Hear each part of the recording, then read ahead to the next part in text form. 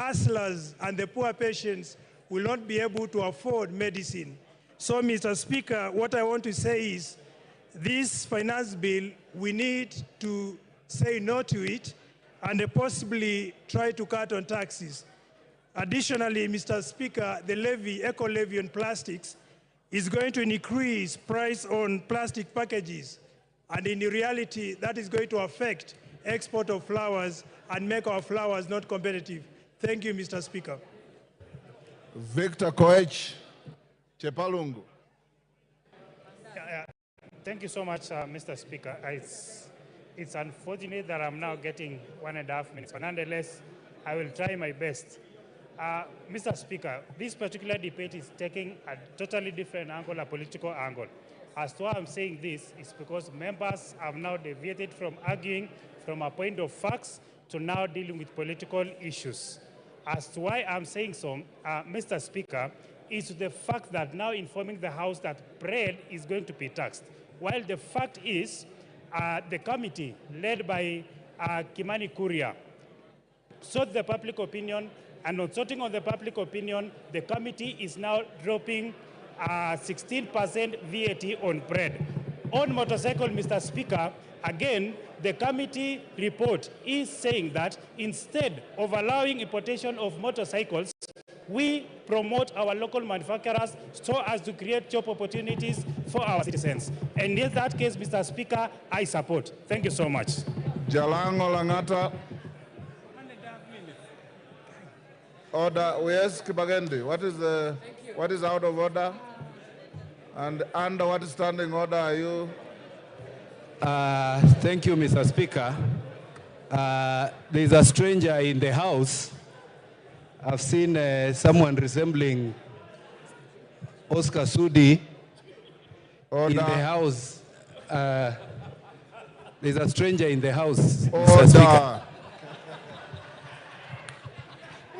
Order, Honorable Kibagendi.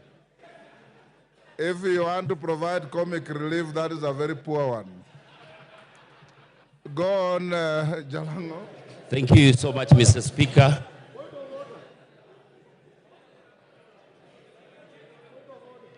Give order, Anjala. What is out of order? Give Anjala the mic. What standing order are you standing on? What order? What is standing 91. Order? 91, Mr. Speaker. Pardon? 91. Order. Order. 91. Take your seat.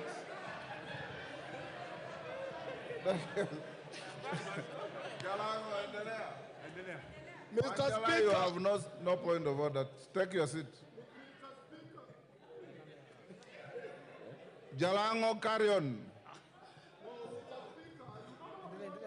Honorable Anjala, I encourage you that yesterday when you spoke, the House listened to you.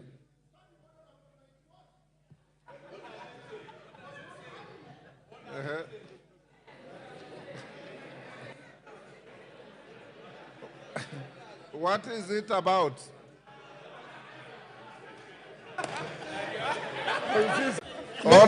Order, Angela. Angela, you know, standing order 91 is a standing order you use to challenge a colleague who is on the floor and has said a statement that you think is not factual. Order. The member on the floor, Honorable Jalango of Langata, had not uttered a single word for you to challenge him on any fact. So you are out of order. I ruled him out of order already. Jalango, continue. Thank you so much, Mr. Speaker, for giving me this opportunity. First of all, I reject the Finance Bill 2024. Immediately,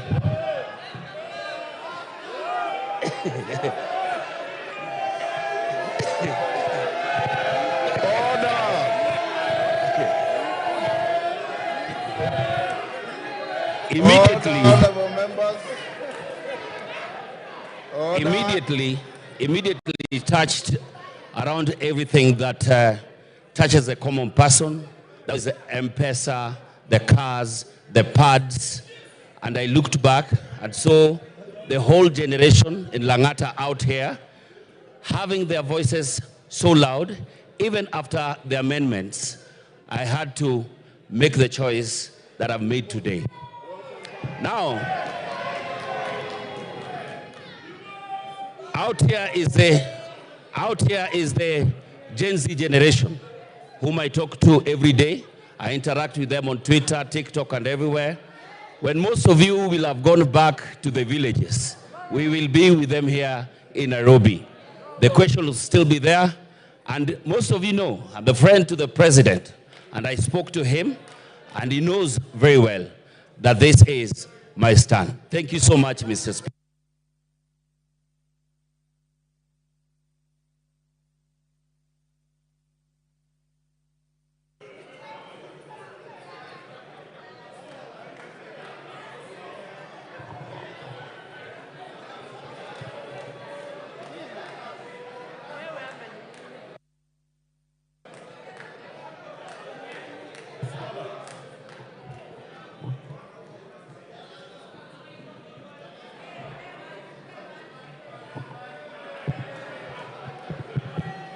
Order. Honorable Katana. Honorable Katana, you are being grossly disorderly. Please exercise some decorum, not just you, everybody else that is either cheering or jeering. We want to have an orderly end to this. Member for Kuresoi.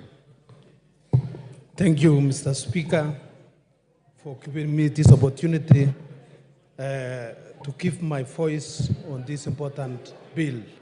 I've been waiting for it since morning. From the onset, Mr. Speaker, I want to say that I support the bill 2024-2025. I am supporting the bill, Mr. Speaker, because of a number of reasons.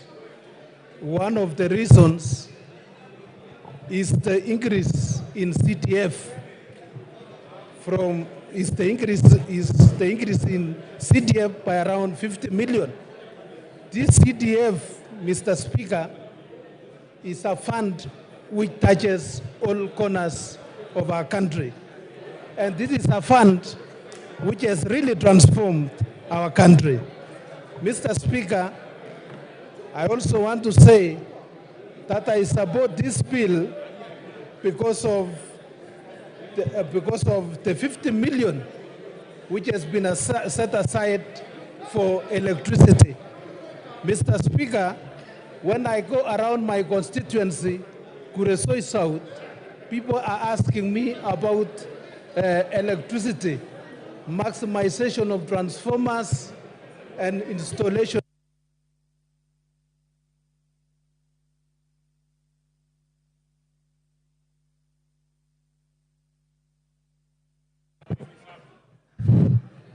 Ruth Odinga.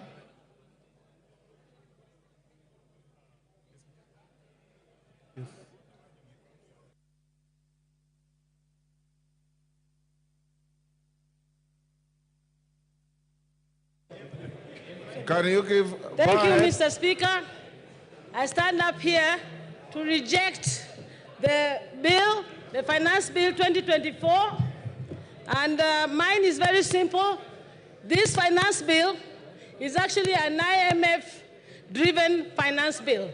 And one of the tenets of the IMF is to see countries that they come into to stop subsidies, also to promote privatization, but the worst is for these countries to have oppression. That is the oppression of the people. And what you're seeing out here right now on the Gen Z is not only because of the fact that there's the state oppressing them, but IMF is playing a very big role in that is happening. And my good people, let me tell you, Gen Z is out, and I'm very happy. The only thing that I really agree with this finance bill is for the Gen Z to say that Baba should be left out of this mandamano. Thank you. Ruku. Thank you, Mr. Speaker. Thank you, Mr. Speaker. The people of Better North, Mr. Speaker, 684 villages, they don't have a power connection. 684 villages, if you multiply that by 100 households per village, you realize it's quite a number of thousands of households in my constituency which don't have power.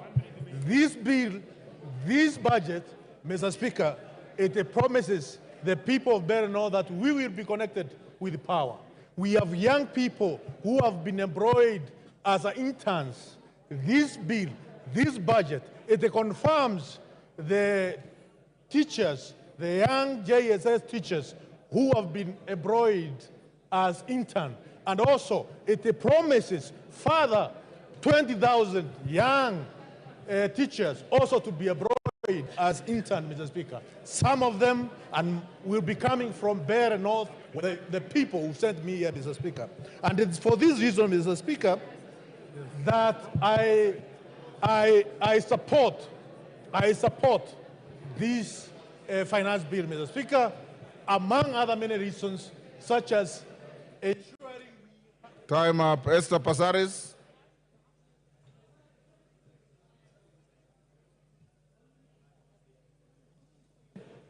Thank you, Mr. Speaker.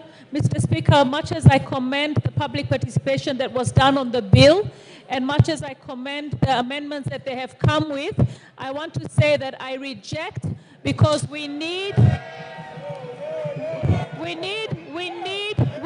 to ensure that we listen to the population and what they're saying.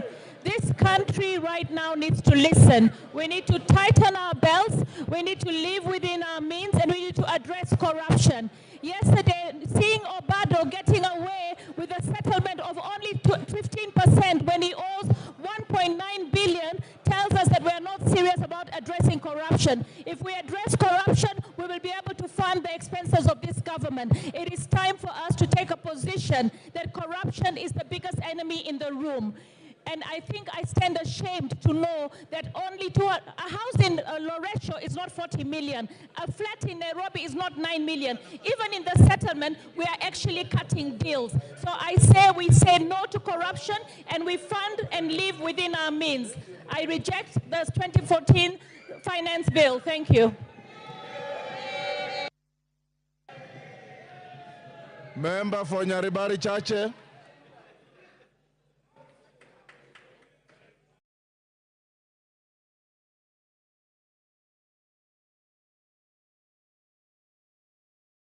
Mike. Thank you, Honorable Speaker. Honorable Speaker, a time has come as a godly nation to make decisions that will impact positively on the lives of the 55 million plus Kenyans. Today, Honorable Speaker, I stand here to vote and support the Finance Bill 2024 so that the people of Nyaribari Chache and the people of Kenya can get infrastructural projects, electricity, water, and much more.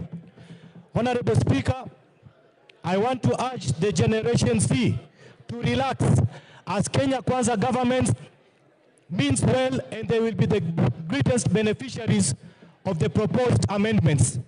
Honorable Speaker, the Generation Z are young Democrats trying to exercise their constitutional rights to picket and assemble. I am urging the Inspector General of Police, Honorable Speaker, to treat them humanly and provide them with maximum security. Honorable Speaker, the Finance Bill 2024 proposes an export and investment promotion levy with the goal of encouraging consumers to purchase locally produced alternatives, thereby supporting domestic manufacturers. Caleb Luyali.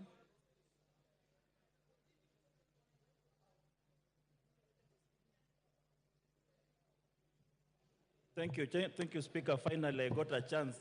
Mr. Speaker, I use only 1 minute to say we reject this finance bill, we reject the report of the committee on the finance bill. Mr. Speaker, a German social constructivist once said, Alexander Wendt, he once said that anarchy is what the states make of it.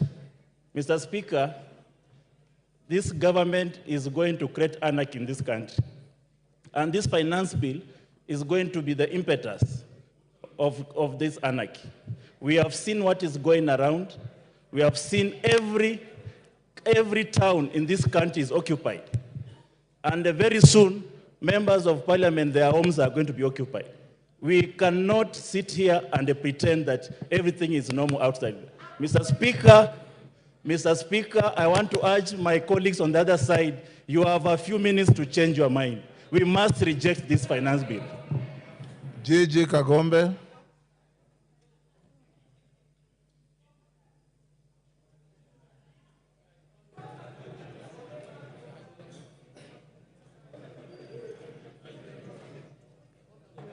Give him the mic.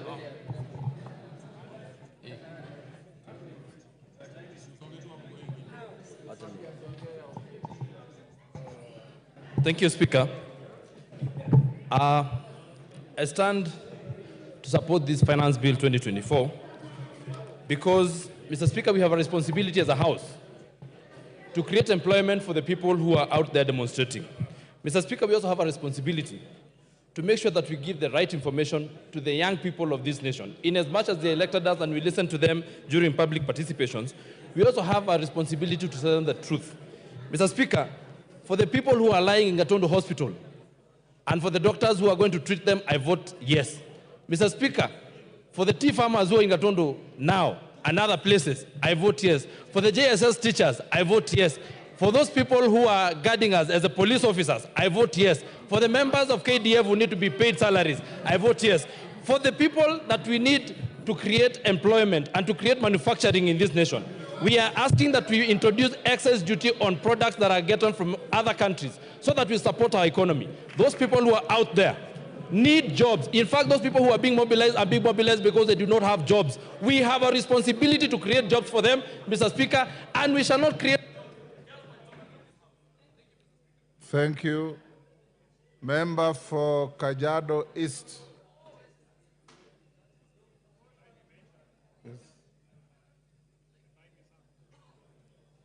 Mai. Give him the mic. Yes. Okay.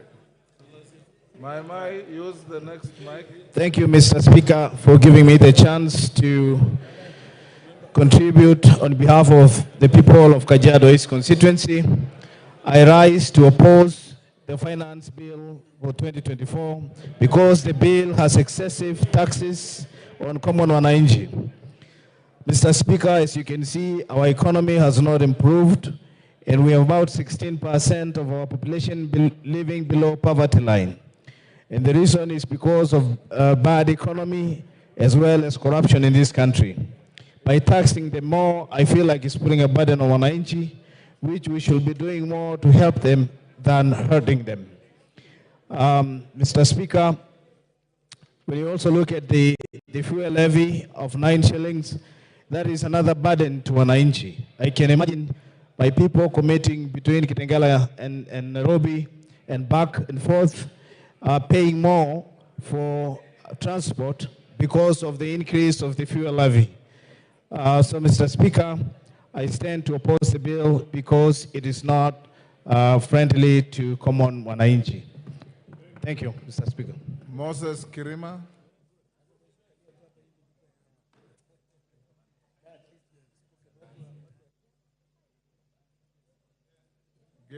Thank you, Mr. Speaker, sir, for giving me this opportunity to contribute to this bill. Mine is that by the time when this bill came originally, it was too bad and it was punitive to the people. And my people had instructed me that if it was to be as it was, I was meant to oppose it. But when I came and raised the issue with the chairman of finance, Mr. Kimani Kulia, he told me that there are going to be some amendments of which actually what I was told to oppose, the bread, taxation, bondas, rentals, essentials, cooking well, and avocados, and the rest, the agricultural outputs. After the amendments, I don't see any reason to oppose it. So I thereby support it with amendments. But if there are no amendments, no way. Thank you, Mr. Speaker, sir. Ken Chonga.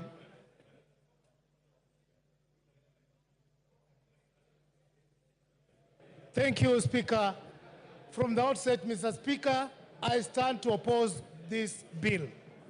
Mr. Speaker, by the mere fact that the drafters of this bill were thinking of taxing bread, milk, rubber, it means that they've never had a good intention for the Kenyans. This bill is obnoxious, is diabolical, this bill is pungent and shocking to the lives of Kenyans. Mr. Speaker, I was surprised yesterday, the majority leader here said that life has gone down, that the packet of maize flour right now is trading at 100 shillings. Where in which supermarket can we go and find the one packet? Not unless he has a supermarket that he can direct Kenyans to buy from. Finally, Mr. Speaker, by mere fact of adding 9 shillings to petroleum products, it is implying, therefore, the entire economy is falling down. Everything in the economy depends on fuel, and for as long as we have the price of fuel, everything is going to spiral up. Mr. Speaker, I stand to oppose this bill. Thank you. Janet Setianei, member for Turbo. Thank you, Honorable Speaker, and I stand to support this financial bill 2024, Honorable Speaker, with amendments. Honorable Speaker, I support this proposed bill as one of the revenue-raising measure with proposed amendments because it's going to give Kenyans an opportunity to receive their due development. They are going to get electricity, the schools infrastructure, bursary. Farmers are going to get subsidy, increased milk prices. The sugarcane farmers are going to get their pending arrears. School-going children are going to be fed. Elderly people are going to get cash transfers. Honorable Speaker, this bill is has also listened to proposals that are going to reduce what the Wananchi were worried about. The VAT on sugarcane transportation, the removal of 16% on bread, removal of excise duty on... Removal of... Protect me, Honorable Speaker. This bill proposals are going to see that VAT is removed on bread, there is excise duty removed on money transfer, there is also VAT removed on sugar. Yes. Engineers Zengu. Thank you, Mr. Speaker, for giving me this opportunity. I have waited from yesterday, but I want to say from the onset that I raised to oppose this finance bill 2024, and there are many, many reasons why I am opposing it. But one of the reasons is that it is increasing, or it is putting a levy on clinker, which is an imported component of cement. And, yes, Honorable Junet, what is it? Speaker. What is it? Speaker. Order. Kachili bwana. Speaker. Mr. Speaker. Yes. I wanted to seek your indulgence, Mr. Speaker. Mr. Speaker, as you are aware, to those who are in Parliament, there is time for everything. Order, members, I can't hear clearly. Go ahead. Mr. Speaker, as you're aware in Parliament, there is time for debate, and then there is time for voting. Mr. Speaker, some of our members here on my side took early lunch. They are taking lunch by 10 a.m., I think, ugali and nyama. And they have come here so that their vote can count, Mr. Speaker.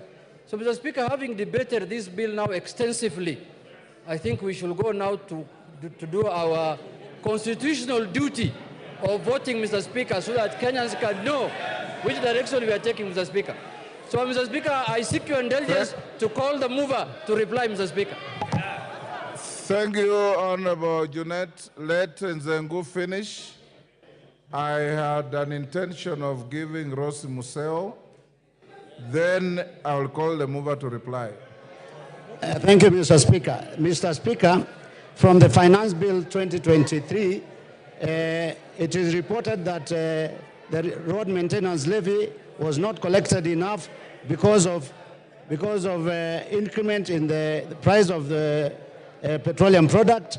This year, Honorable Speaker, the same mistake is being repeated. We know that from Finance Bill 2023, the price of cement went up. The price of steel went up because of the export promotion and investment levy, which is unnecessary because it is meant to promote monopoly in the industry. The same people that produce cement are the same people that are producing steel, and that is why the cost of construction has gone up and being a deterrent to a lot of Kenyans from constructing their houses or their property. So, Mr. Speaker, I want to say that I want to reject the proposed bill totally and as a whole. Thank you. Women Rep Muranga. After that, Rose Museo, then the mover be ready to reply. Okay.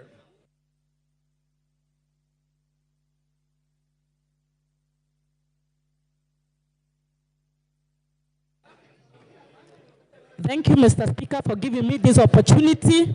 I rise to support the bill, and I will vote yes for the bill. Voting for this bill, we are voting for real issues, Mr. Speaker, not for the negative things that have been said in the media to whip emotions. Mr. Speaker, voting for this bill is voting for 6.8 billion for coffee cherry fund. Mr. Speaker, voting for this bill is voting for 46,000 JSS teachers who are internship to be put in the payroll to be employed. Mr. Speaker, we are here to tell our brothers from the opposition that we don't need to whip emotions, and we know who are the sponsors of the ongoing mandamano, and we revisit after the bill. Thank you, Mr. Speaker.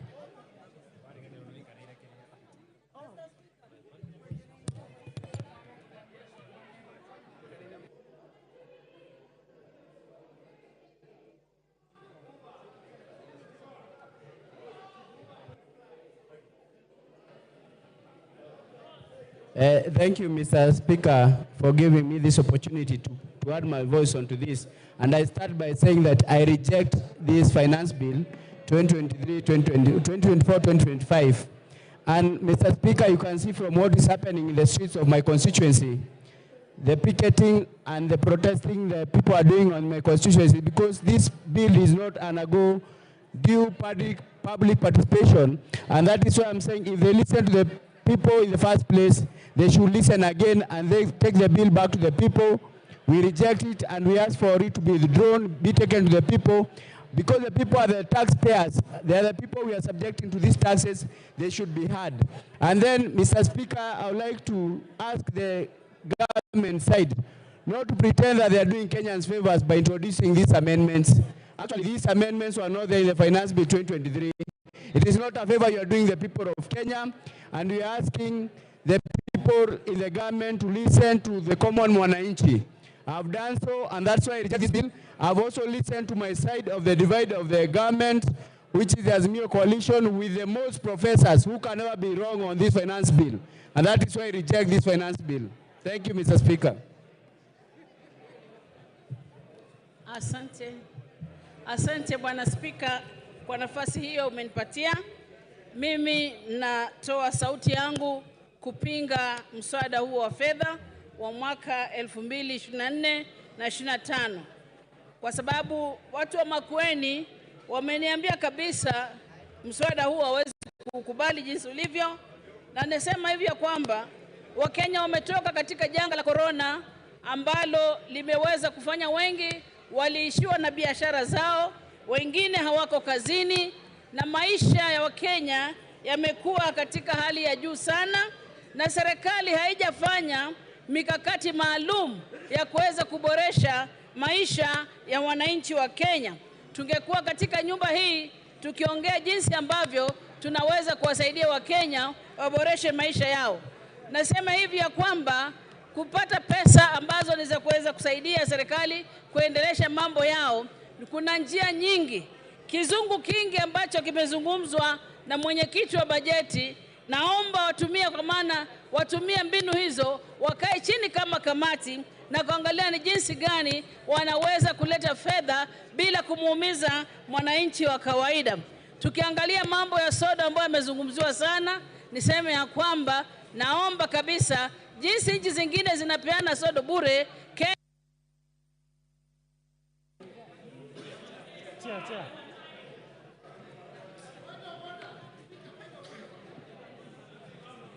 Yes, Honorable Kimilu. Honorable Kimilu. Speaker, is it in order for you to deny me a chance to reject this finance bill? Because I've been here since yesterday, and you not give me any chance, but I reject this bill, Mr. Speaker.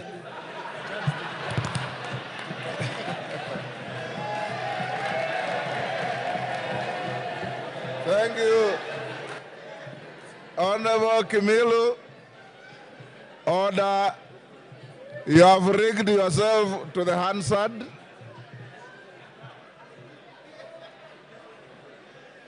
Korea Kimani. Yeah. Korea Kimani.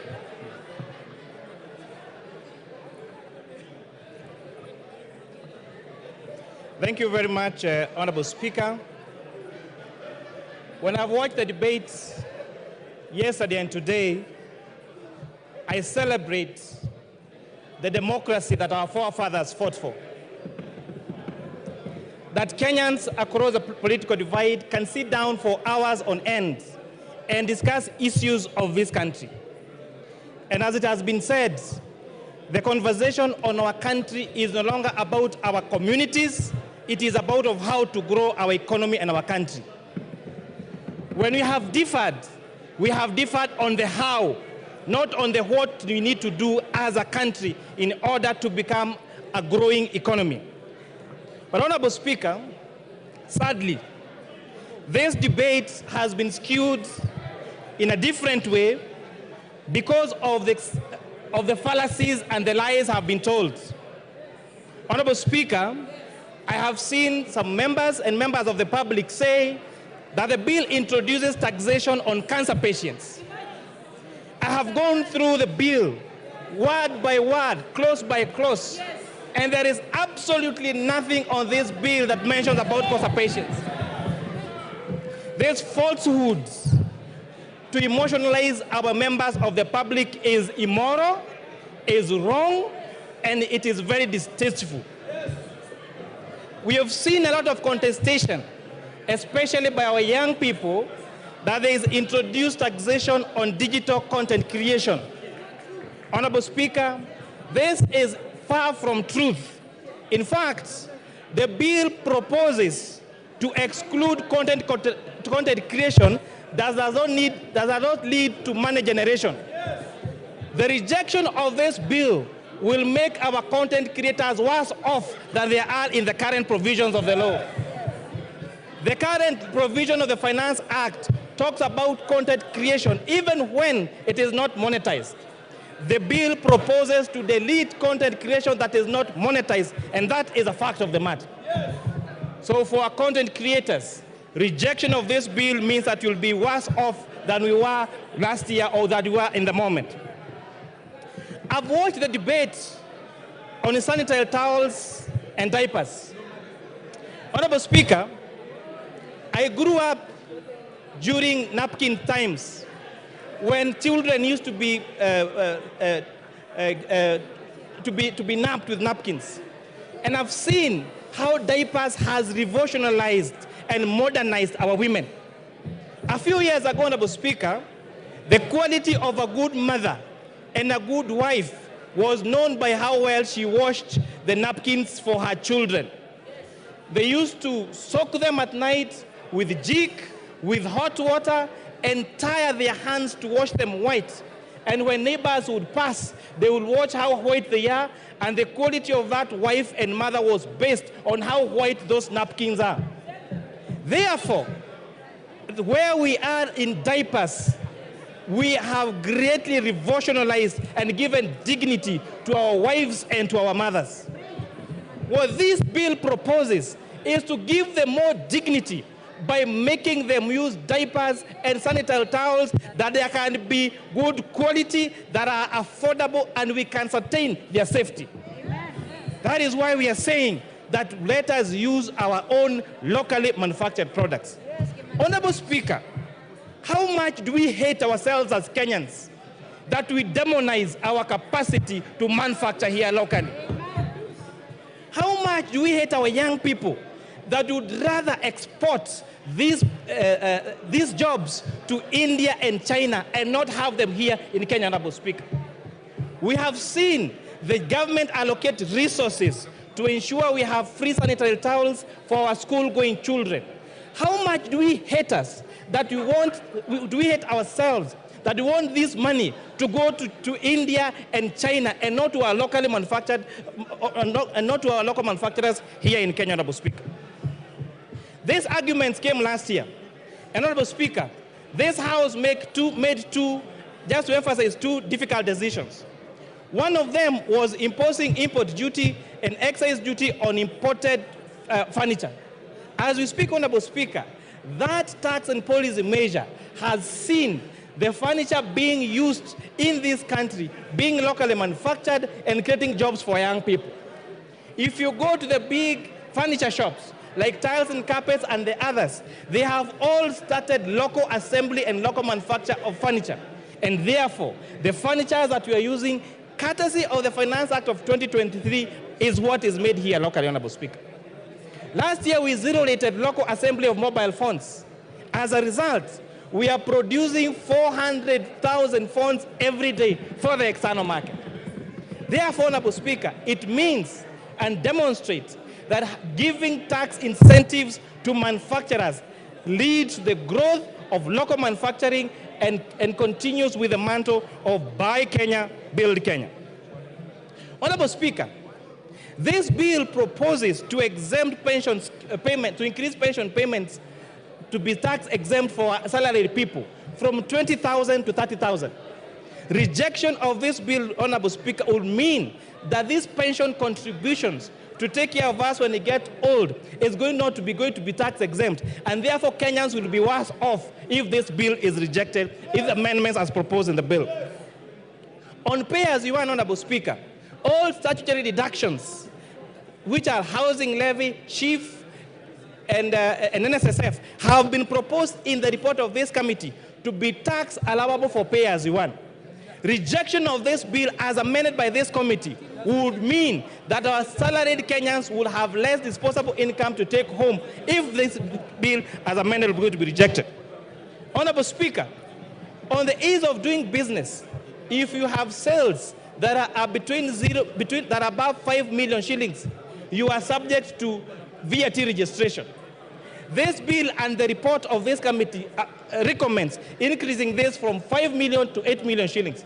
Therefore, rejection of this bill will, as amended by the committee, will make it more difficult for our businesses. Honorable Speaker, you heard the complaints on eating systems last year for our avocado farmers and for the young traders. This bill, as proposed with the proposed amendment by the committee, is exempting subsistence farmers and SMEs with a turnover of less than 1 million shillings from... Yes, order. Jared Okello, what is the point of order? And under what standing order are you raising? Give him the mic. I thank you very much, Honorable Speaker. I rise on a point of order number 91. Honorable Speaker, there is a pattern that is developing into this House that each time we come up with objectivity on a matter such as this, we are being told that CDF will be reduced, there will be no Kera roads. This kind of blackmail must stop, Honorable Speaker. We must always What is out of order? What is out of order is what the chair of the Finance Committee is telling us, Honorable Speaker, that it will reduce even issues of this House, Honorable Speaker. But I also reject this bill in total in line with Nyando. Order, Jared. That is called rigging. Finish up, Kimani. Thank you, Honorable Speaker. So saying that, Honorable Speaker, this bill, the challenges that I have had on ITIMs and the complaints by our farmers and our SMEs has made this committee recommend the removal of the requirement of registration for ITIMs for farmers and has advocated for what we call reverse invoicing and the reduction of this of the threshold for registration to those with a turnover of 1 million shillings. Honorable Speaker, this is going to lead to a more ease of doing business, Honorable Speaker. On the matter of internet and all this space around internet, Honorable Speaker, this bill proposes to increase investment deductions for fiber, for identifiable rights to the fiber optic cable and spectrum license by a telecommunication operator by 10%.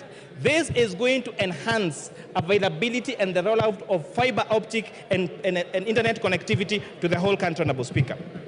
Lastly, I know the generation behind us is used, their quickest mode of communication is platforms like TikTok and Instagram. Honorable Speaker, if you check that platform, the reels are very short, and therefore the way of communication is sensationalized. I'm really urging our young generation, the people that are calling me on my phone, I took my lunch break yesterday and my lunch break today to return all the calls I got to my phone. And I was asking them, you are telling me to reject.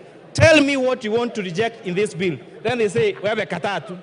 I am asking them, what clause is adding additional taxes and difficulty of doing business? They say, we have a katatu, because they have not taken time to understand this. And with that, Honorable Speaker, I beg to reply.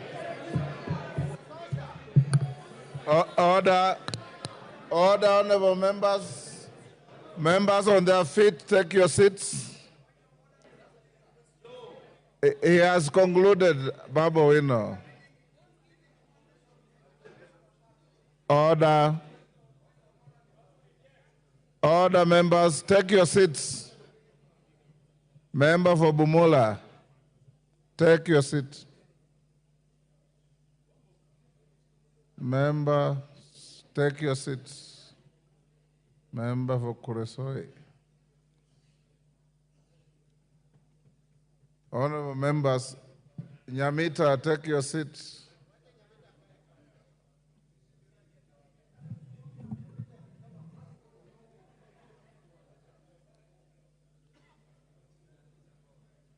Honorable Nyamita, you can't be strolling around the house when you are being told to take your seat.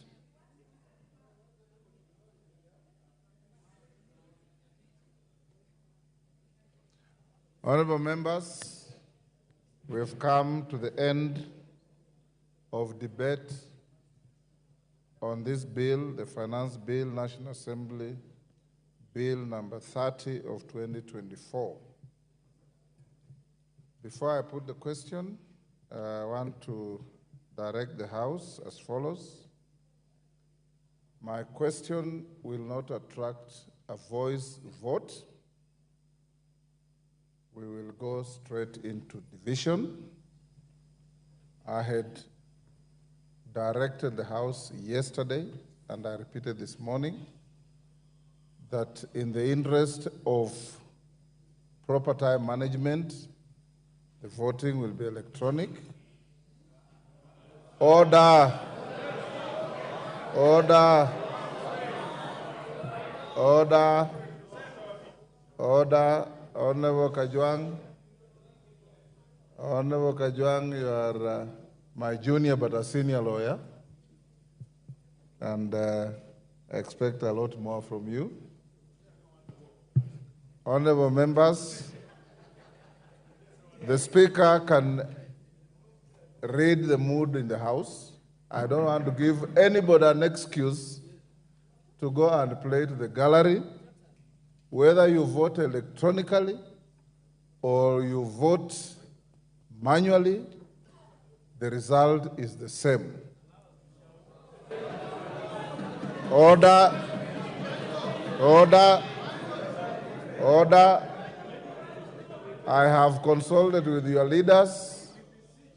Order, I've consulted with your leaders, and they do not have a hard feeling either way.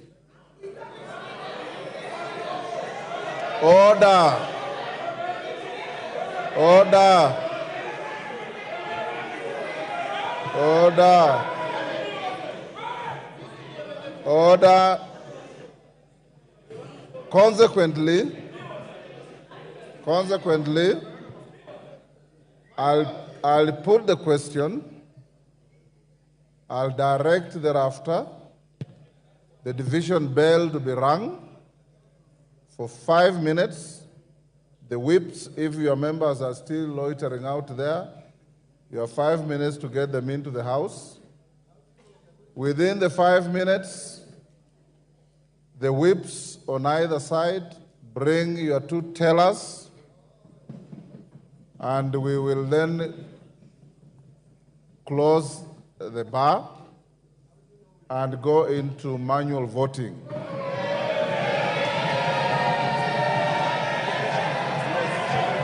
Order.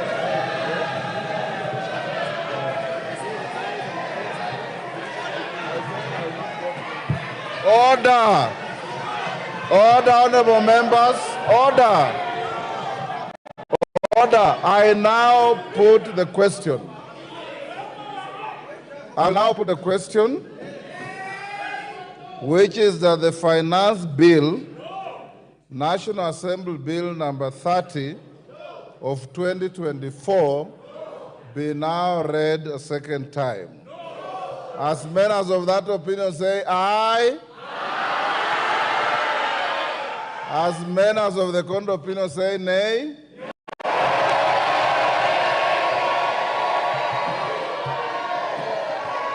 Order. Order. Order. Order, honorable members. Order. Take your seats. Take your seats. Order, honorable members. Take your seats. You are being disorderly. Before even the Speaker announces the outcome of the voice vote, you are on your feet, claiming a division, meaning you are claiming that you have lost.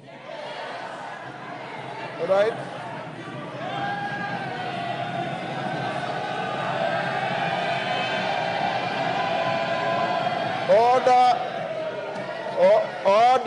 Order, Millie Odhiambo. In my many years in this House, I've never heard of the winner claiming a division. It's only the losing side that claims a division. So why are you demonstrating this? I put the question again. Order. I'll now put the question again, which is that the finance bill, I like the comic relief in the House, which is that the finance bill, National Assembly Bill number 30 of 2024, be now read a second time. As many as of that opinion say aye. Will those of the contrary opinion say nay?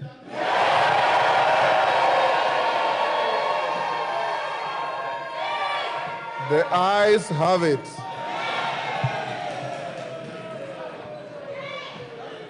Order, take your seats. Take your seats. Take your seats. Order, honorable members. Order. Take your seats. Order, take your seats. Order, Mwango, take your seat. Honorable Mwango. The claim for a division is overwhelming. We don't need to count. I now direct that the division bell be rung for 5 minutes. Junet and Osoro provide 2 tellers each, and after 5 minutes, we'll cross the bar and go to a roll call vote.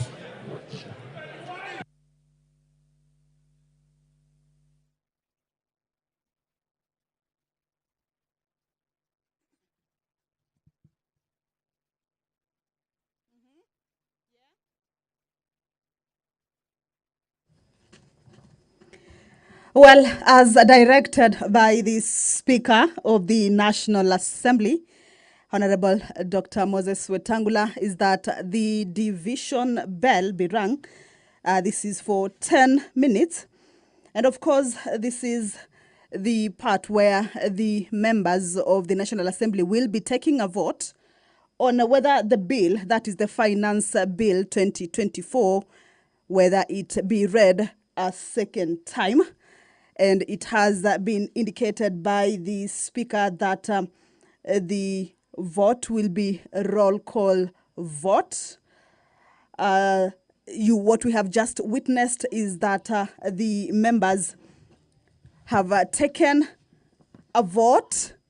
That is when the Speaker indicated that those who are of that opinion that the bill be read a second time say yes, and those who are not of that opinion say no. And it was realized that the ayes had it, but of course there was a claim for division, and that is what has necessitated this particular division.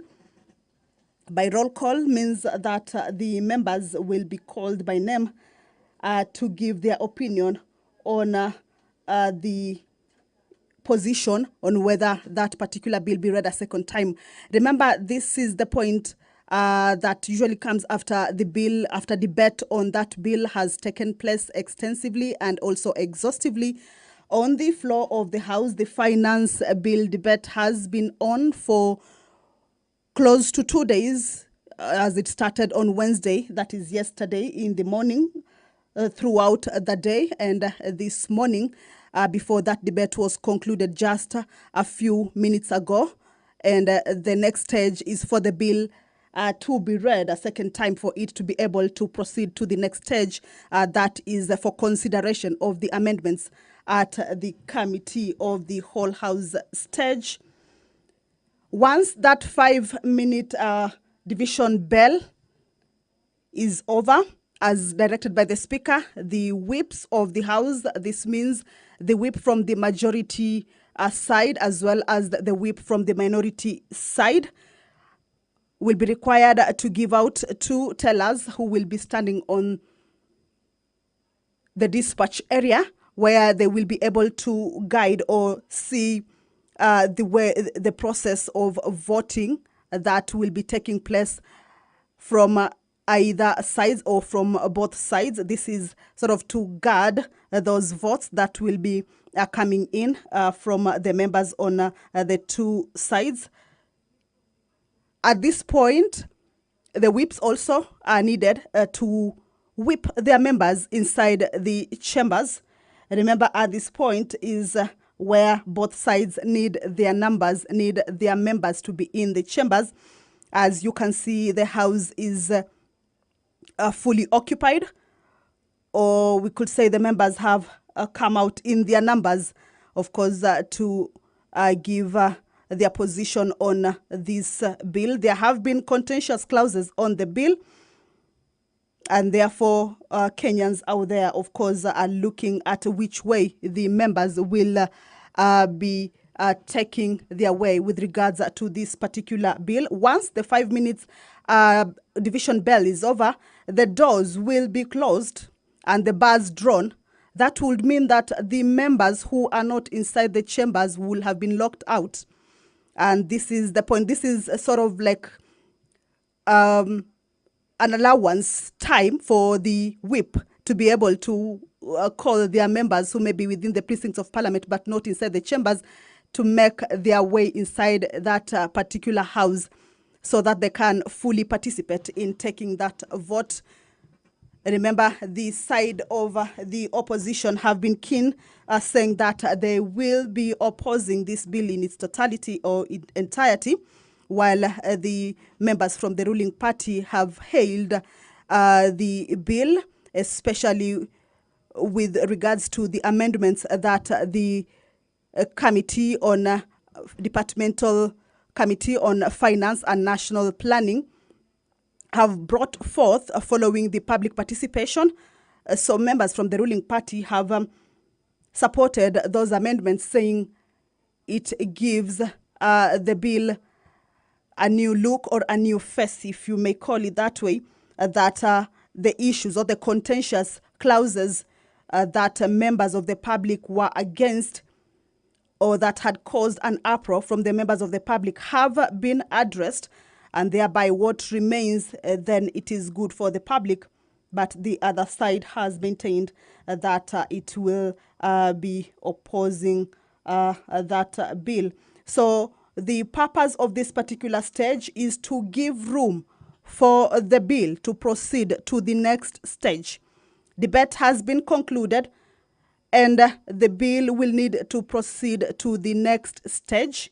If it is voted that it be read a second time, that means it will be able to proceed to the Committee of the Whole House. Committee of the Whole House is where amendments are considered, and you will recall that the Speaker, since the debate began, had indicated to the members that whoever may be having amendments to the bill, that they forward those amendments so that they can be considered at the Committee of the Whole House stage. So that is the division bell underway. It is a 5-minute division bell just for the members to be able to interact more with, the contents of the bill, or even just ventilate on which way they will be taking the vote, because once they come back, then their voice will be heard on whether the bill proceeds to the next stage or not. Remember, these are two sides, and it will be a roll call vote. Pass on to Standing Order number 72. Standing Order number 69, which is on voting in the House.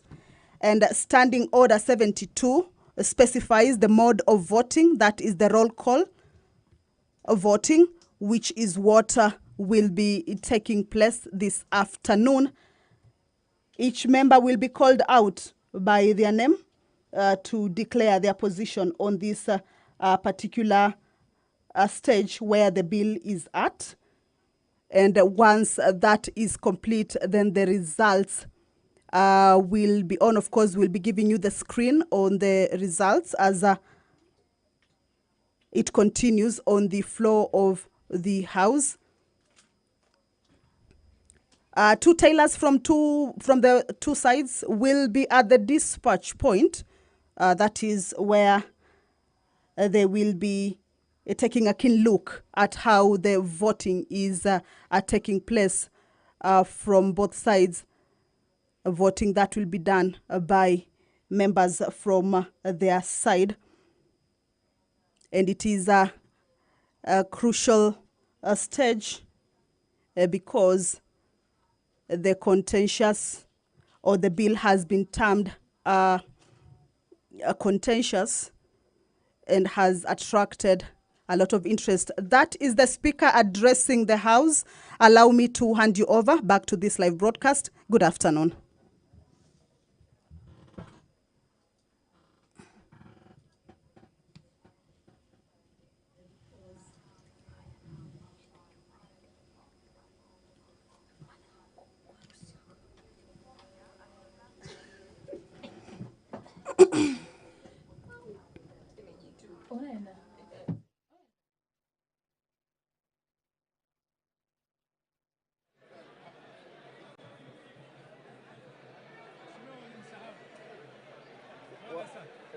Wakubwa wenu walisema tufunge. Oh, sorry. Sits.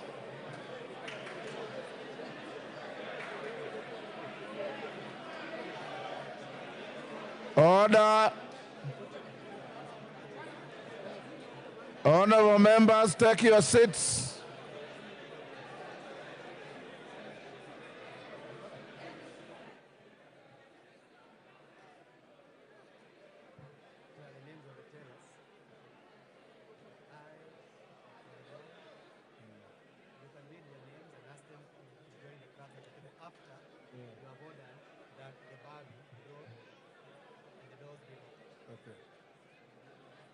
Are there still members behind here? Are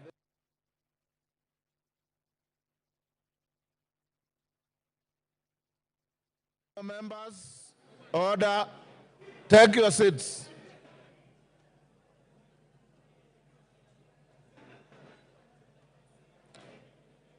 Honorable members, take your seats. Honorable Madenga, take your seat. Take your seats.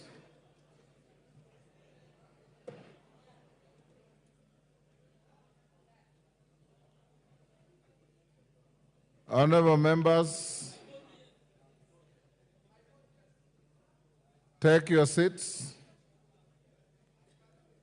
I now order that the bars be drawn.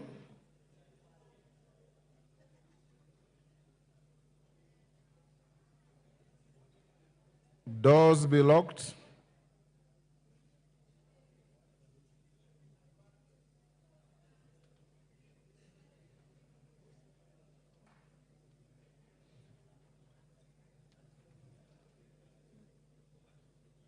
Do I put the question again before they start?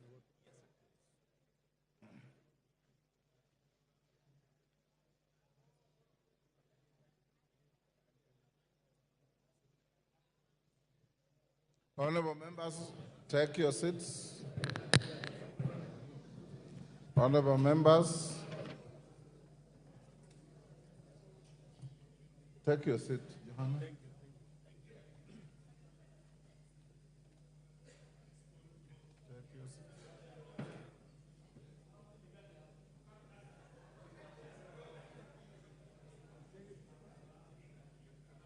Rindikiri, take your seat.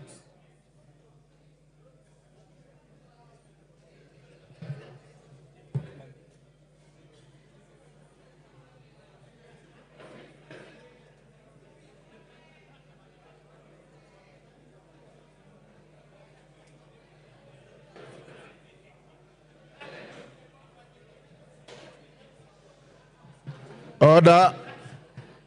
Order, honorable members. Honorable members, the following have been appointed by the whips as tellers. For the ayes: Robert Bukose MP, Eric Wamumbi MP. For the noes: Julius Mawathe MP, Jared Okello MP. The vote available to each member is ayes, which is yes, nays, which is no, and the third vote is abstention. Those of you who wish to abstain, you record your name at the clerk's desk when you are called, or when you shout that you abstain. I'll now, pardon?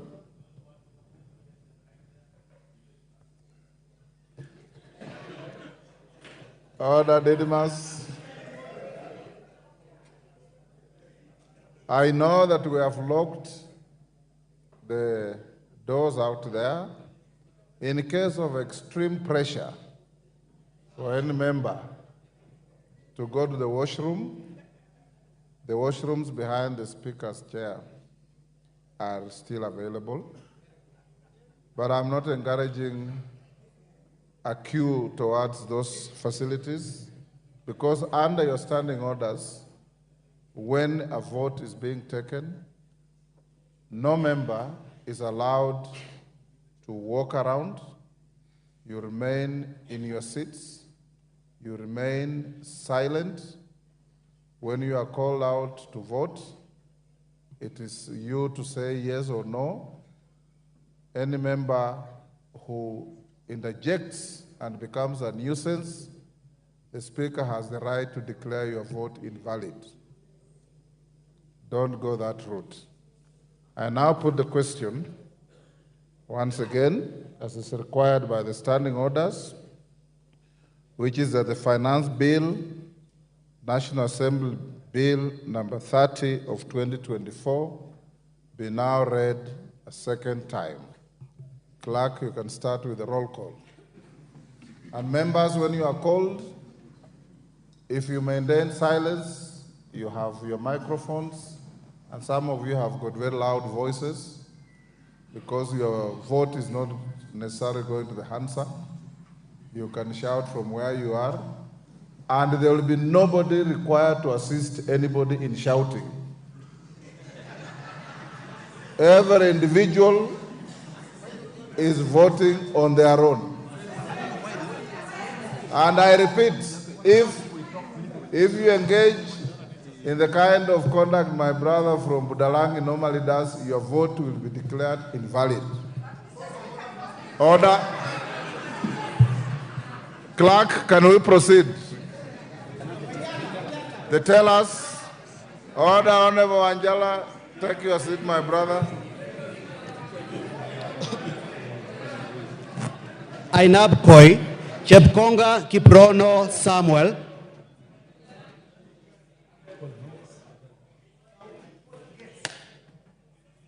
Ainamoi Langat Benjamin Kipkrui. Aldai Kitani Marian Jebet. Alego Usonga Atandi Samuel Onunga. Awendo Owino John Walter. Bahati Mrembo Irene Njoki. Bahati Mrembo Irene Njoki. Balambala Shurie Abdi Omar. Balambala Shurie Abdi Omar.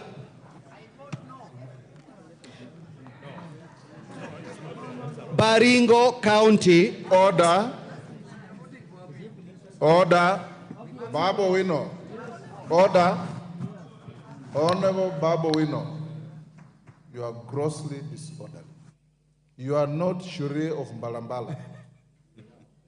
And you cannot do what you are doing. You are a decent young man. I don't know why you keep doing these things. Order.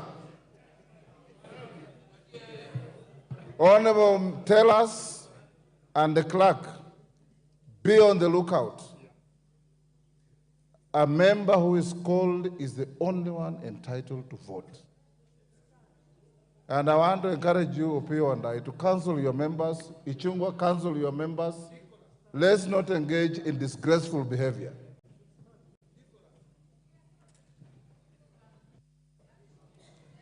Baringo Count. Balambala Shurie Abdi Omar. Baringo County, Sergon Florence Jematia. Baringo Central, Kandie Joshua Kipiegon. I vote yes.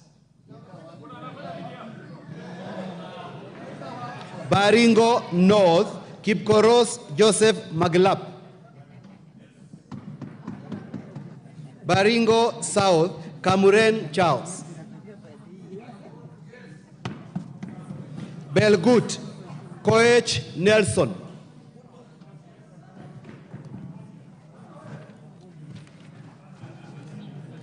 Bobasi, Momanyi Innocent Obiri.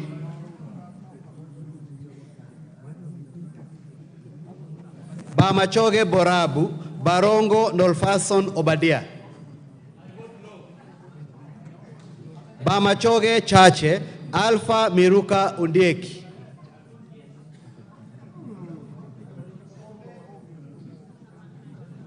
Bomet County, Bomet County, Lynette Chepkoril.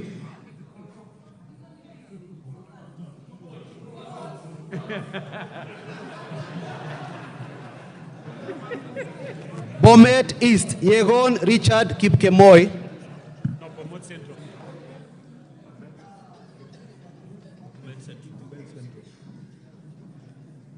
Bomet Central, Kilel Richard Cheruyot.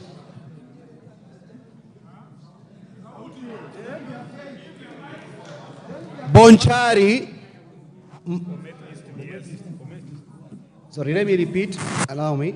Bomet East, Yegon Richard Kipkemoy. Bonchari, Mamwacha Onchoke Charles. Bondo, Ogola Gideon.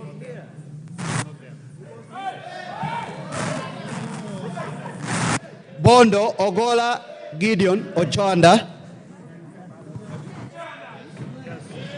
Borabu. Order. Order, members. No cheering. There's no vote that attracts any cheering. Remain silent. Borabu, Osero Patrick Kibagendi.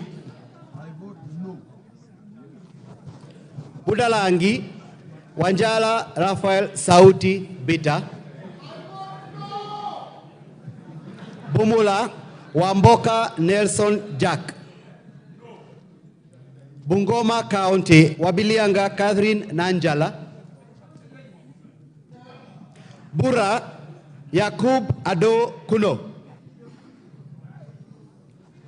Bura Yakub Ado Kuno. Bureti Komingoi Kibet Kirui. Busia County, Omanyo Catherine Nahambi. Butere Mwale Nicholas Tindi. Butula Oyula Joseph. Buuri Muruidhania Rindikiri Mugambi. Centro Imenti Kirima Moses Ngochine. Changamwe Shimbwa Omar Mwinyi. Shebalungu Koech Victor Kipngetich.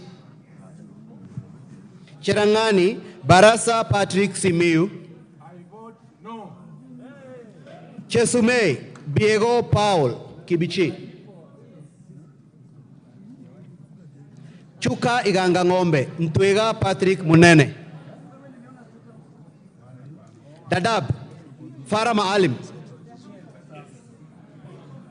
Dagoreti North Elachi Beatrice. Dagoreti South Waweru John Kiarie.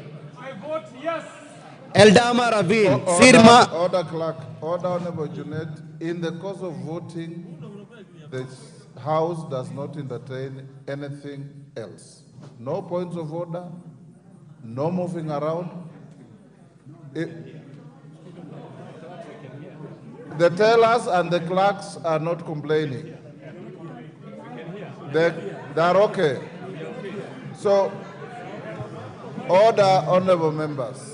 Order. You have given these 4 honorable members a responsibility to guard, to oversee, to protect your vote.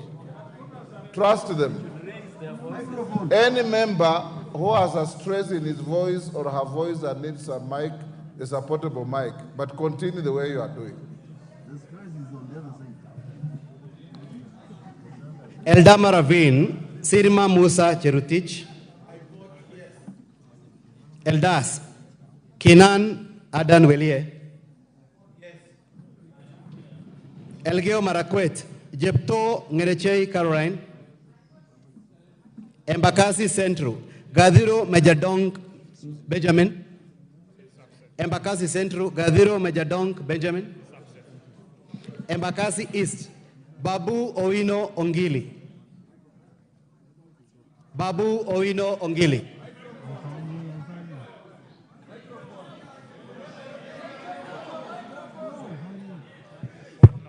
Embakasi North, Gakuya James Mwangi. Embakasi North, Gakuya James Mwangi.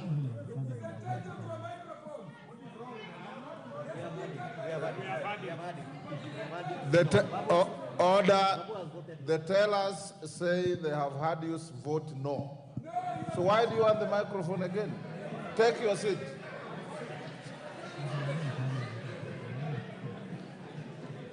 Embakasi North, Gakuya James Mwangi. Embakasi South, Mawathe Julius Musili. On behalf of Embakasi South people, I vote no. Embakasi West, Mwenje Mark Samuel Mureithi. Embu County, Double N Pamela Njoki. Mgwen, Lelmegit Joseph Kipto. Emuhaya, Omboko Milemba. Emurwa Dikir, Johanna Ngeno. Endebes, Pukose Robert. Yes. Fafi Yakub Farah Sala. Fafi Yakub Sara. Yes, 14 years. Funyula Oundo Wilberforce Jambo. Galole Hiribaye Said Buya.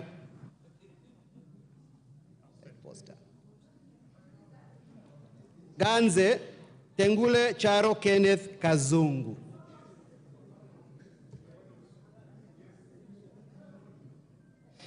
Garissa County, Siad Udgon Amina.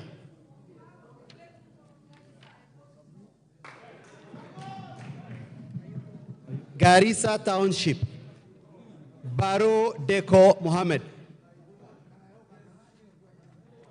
Garsen, Guyo Ali Wario. Gatanga, Moreu Wakili Edward.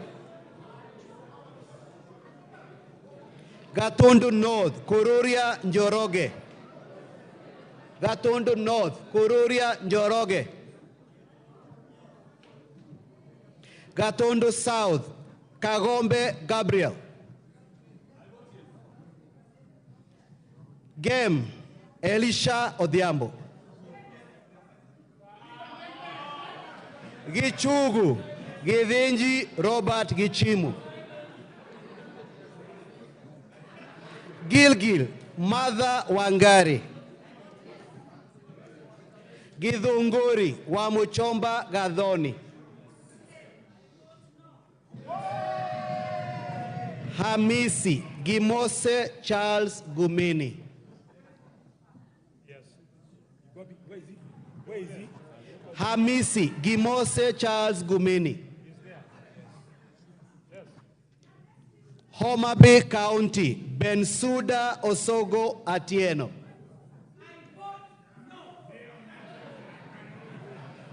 Homa Bay Town, Kaluma George Peter Opondo. Igembe Central, Karithi Kiili Daniel. Igembe North, Julius Taitumu. Igembe South, John Paul Mwirigi. Ijara, Abdi Ali Abdi. Ikolomani, Shinali Bernard Masaka. Ikolomani, Shinali Bernard Masaka. Isiolo County, Mumina Golo. Isiolo County, Mumina Golo Bonaya. Isiolo North, Lomwa Joseph Samal. Isiolo South, Tubi Bidu Mohammed.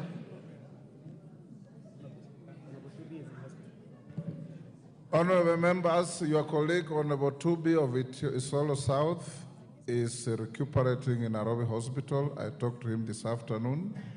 Let's pray for him. There is no vote for him. Go. Jomvu, Badibadi Twalib. Juja, Koimbori George. Juja, Koimbori George.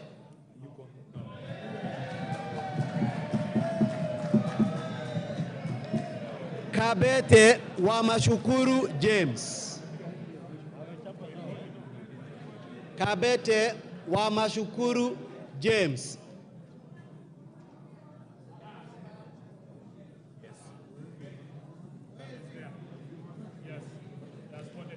Kabondo Kasipul. Eve Obara Akinyi. Kabuchai Kalasinga Wekesa Majimbo.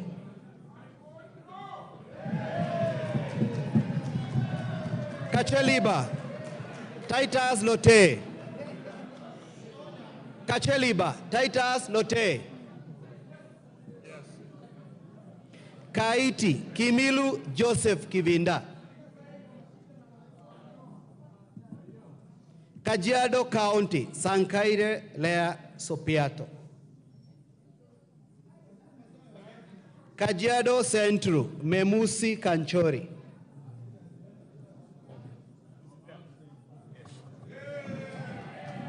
Kajiado East, Kakuta Maimai. Kajiado North, Onesmus Ngogoyo.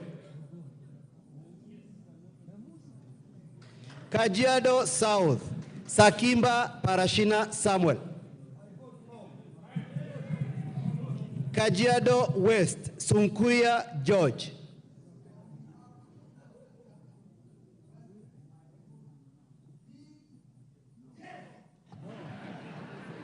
Kakamega County, Elsie Muhanda. Kakamega County, Elsie Muhanda. Kaloleni, Katana Paul Kahindi.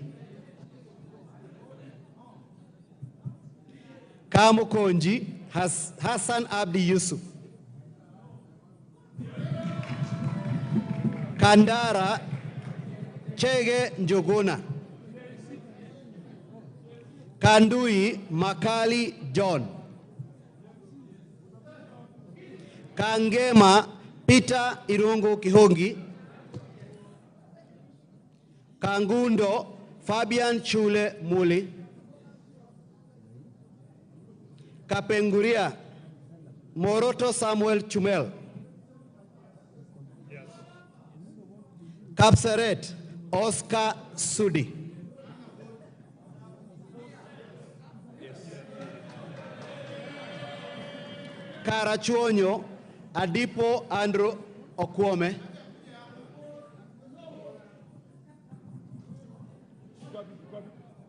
Kasarani, Karauri, Ronald Kamuiko. Kasipul, Were Charles Ongondo.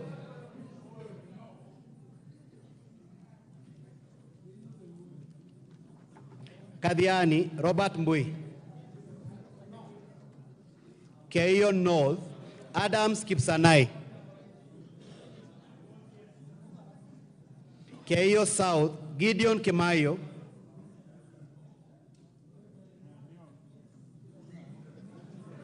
Kericho County, Beatrice Kemei. Keses, Julius Ruto. Huisero, Aseka Christopher. Kiamba, Kawanjiko John. Kiambu, Waidhaka John. Kiambu County, Wamuradha Ann Wanjiku. Kibra, Peter Orero. Kibwezi East, Jessica Mbalu. Kibwezi West, Mutuse Mwengi, Kieni Wainaina Njoroge, Kigumo Joseph Munyoro, Kiharu Ndindi Nyoro, Kikuyu Anthony Kimani Ichungwa, Kilgoris Julius Sunkuli, Kilifi County Gertrude Mbeyu,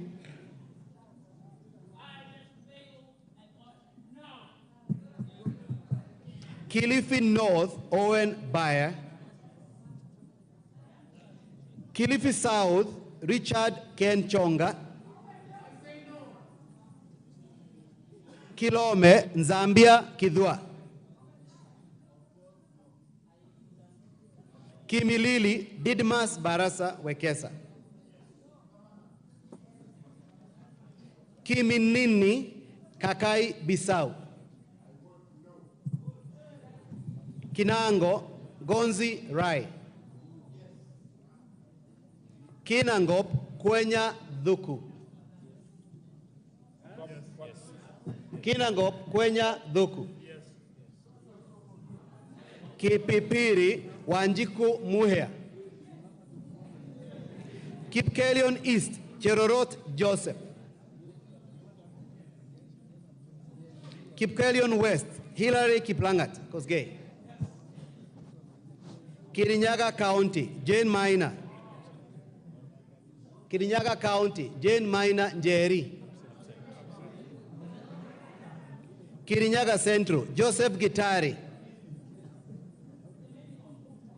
Kisauni Benzimba Rashid Juma, Kisii County Donya Doris Aburi,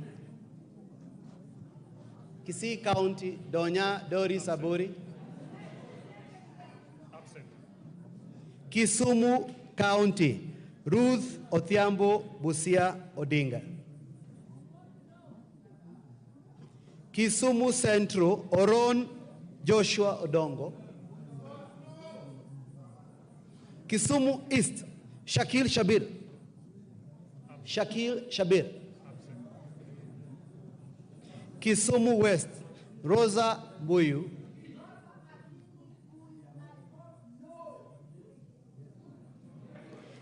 Kitui County Kasalu Irene Mudhoni,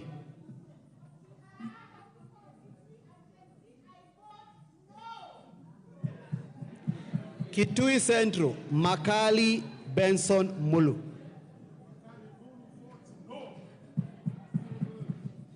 Kitui East Nimrod Mbai, Kitui Rural Mboni Mwalika,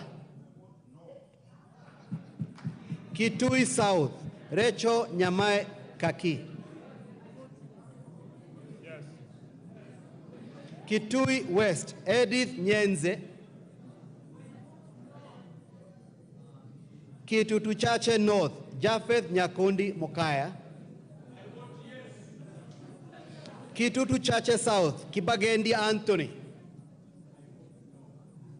Kitutu Masaba Gesairo Clive Ombane,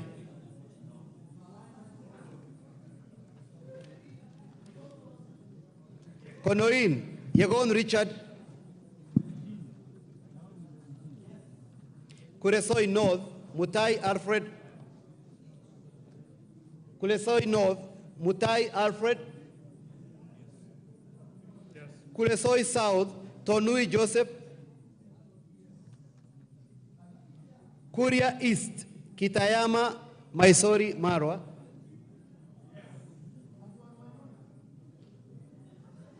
Kuria West Mathias Robi,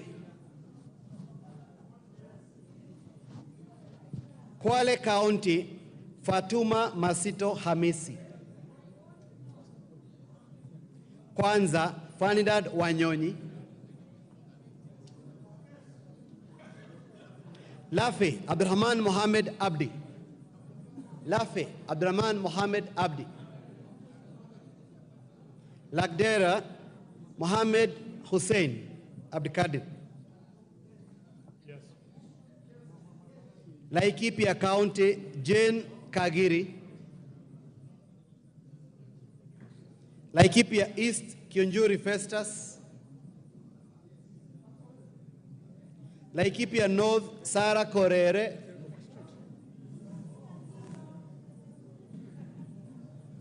Laikipia West, Stephen Wachira Karani. Leisamis, Joseph Lekuton. Lamu County, Modoni Marubu. Lamu East, Rueda Obo. Lamu West, Stanley Mudama. Langata, Felix Adiwol Kothe. Lari, Kahangara Joseph. Likoni, Mishi Mboko. Likuyani, Innocent Mugabe. Limuru, John Chege Kiragu. Loima, Protas Akuja.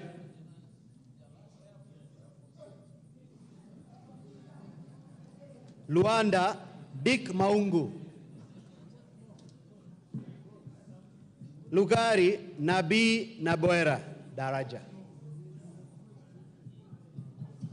Lunga Lunga, Chiforomondo, Mangale Munga. Lurambi, Titus Hamala Mkhwana.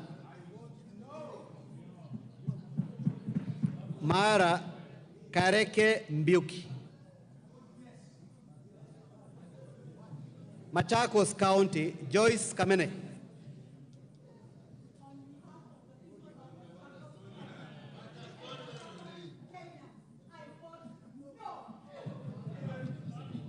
Machakos Town, Caleb Mule.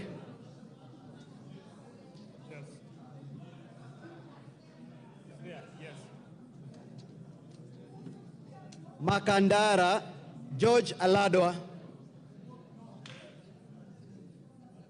Makwiny, Suzanne Dunge Kiamba.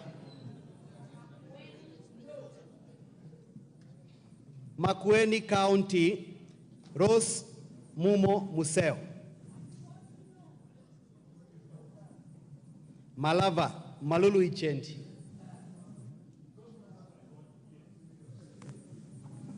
Malindi, Amina Munyanzi.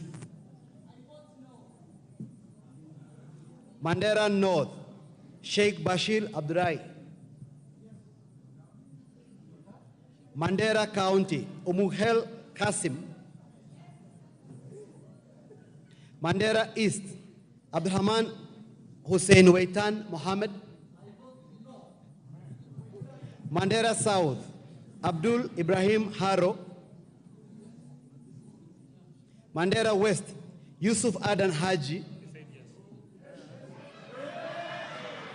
Mandera West, Yusuf Adan Haji. Manyata, Mukunji John. Manyata, Mukunji John. Let him take again. No, let him take again. Not even again.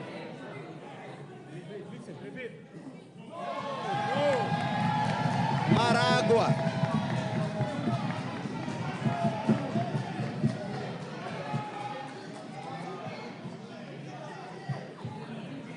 Maragua, Wamaua Njoroge.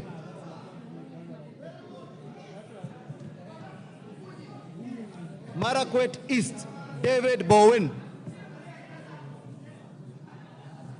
Marakwet West, Kipchumba Toroitich.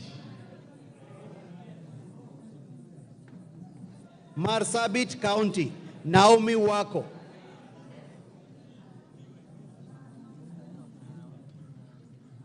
Masinga, Joshua Mwalio.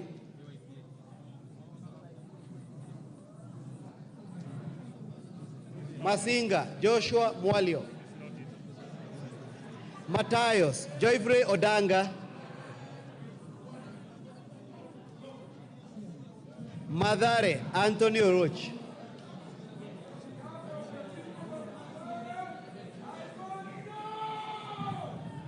Madioya, Edwin Mugo Gichoki, Madira, Eric Mwangi Kahogu, I vote yes.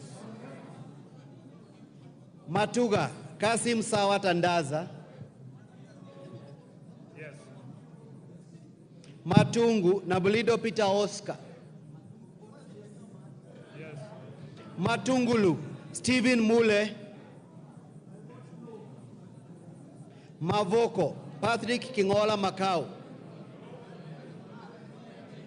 Mbere North, Geoffrey Kariuki Kiringa, Mbere South, Nabat Bernard Muriuki, Yes. Yes.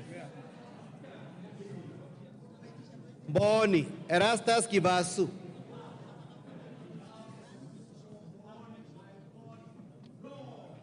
Meru County, Elizabeth Kailemia Karambu, Migori County, Fatuma Mohammed Zainab. Order. Order, members. Baba, we not go back to your seat. Go back to your seat. Honorable members, exercise some decorum. Junaid Mohammed, who is the chief whip of the minority, has not notified the Speaker of the change of any teller. Teller. And you also go through elections. Once you appoint accounting agent, he remains accounting agent to the end. Isn't that so?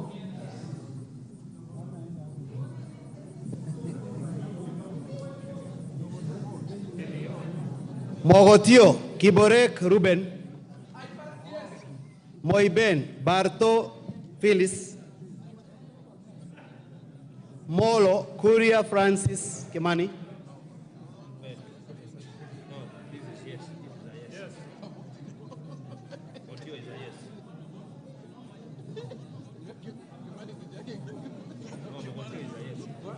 Mogotio, Kiborek Ruben, It was yes. No. Yes. Kiborek. Yes, it's a yes. Mombasa County, Zamzam Mohammed,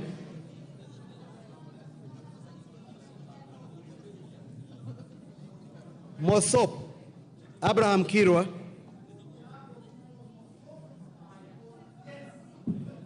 Moyale, Jaldesa Guyo,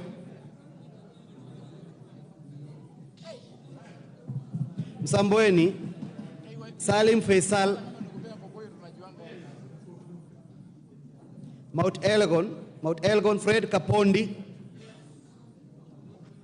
Muhoroni, Koyo James, Mukurweini, Kaguchia John,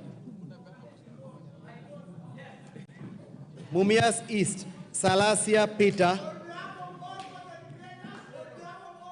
That is a spoiled vote. Spoiled.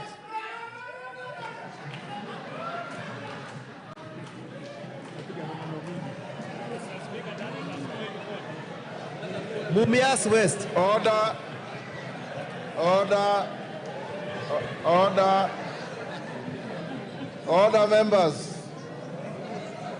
Order. Honorable Salasia, you are treated as if you have not voted. Can you vote? No theatrics.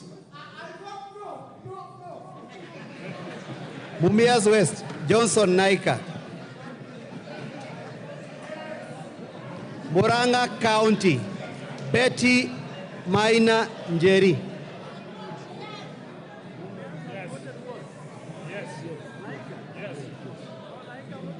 Mvita Machele Mohammed. Mwala Musioka Vincent Musau. Mwatate Peter Shake. Mwea, Mary Maingi.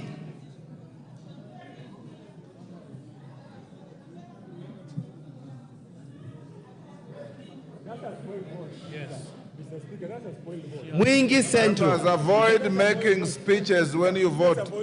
Where can you vote? Mary Maingi. Okay. Mwingi Central. Muliungi Gideon Mutemi. On behalf of Mwingi Central, I vote no. Mwingi North, Nzengu Paul. Mwingi West, Charles Nguna. Nairobi County, Pasari Zesta. Now that is another point for this. As well. Order.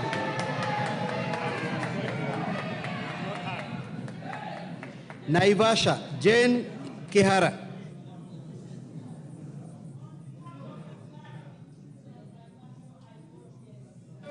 Nakuru, Chelule Liza.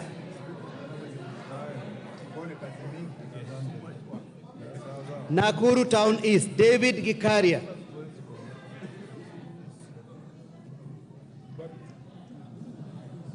Nakuru Town West, Samuel Arama. Nambale, Godfrey Mulanya.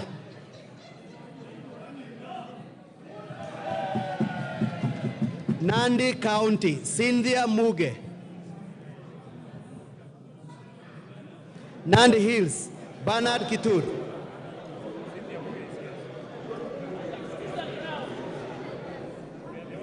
Nandi County, Cynthia Muge. Nandi Hills, Kitur Bernard. Narok County, Rebecca Tonkei. Narok East, Aramat Lemanken. Narok North, Agnes Pareyo. Narok North, Agnes Pareyo. Narok South, Kitilai Olentutu.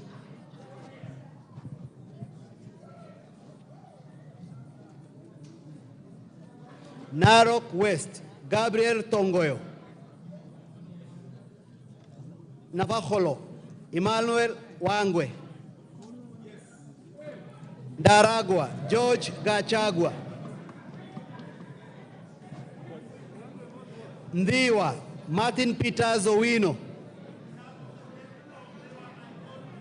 Ndia, GK Kariuki Macharia. Njoro, Charity Kadhambi Chepkwoni. Charity Kadhambi. Yes. North Hor, Guyo Ade Wario. North Imenti, Rahim Daud. North Mugirango, Joash Nyamoko. Nyakach, Aduma Joshua Owor.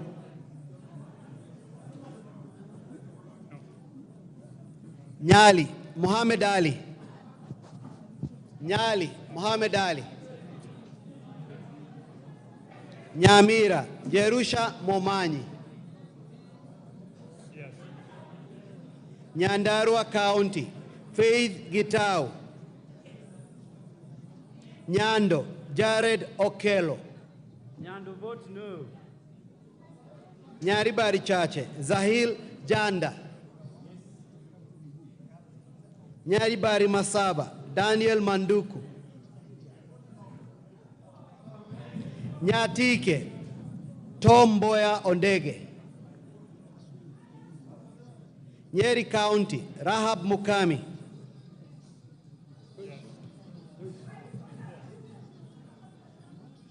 Nyeri Town, Duncan Madenge. Oljororok, Michael Muchira. Ol Kalau, Kiaraho David. Odaya, Michael Wainaina. Pokot South, Kosing David.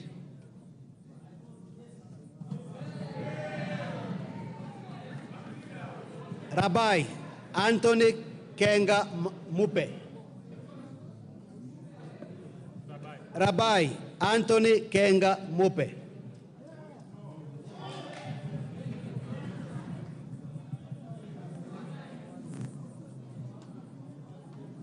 Rangwe Gogo Lilian.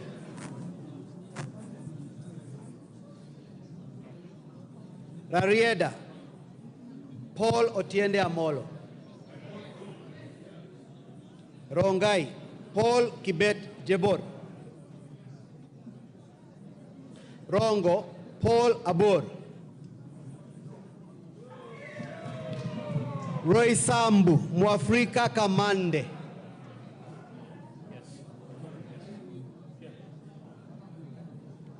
Ruaraka Tom Joseph Kajwang.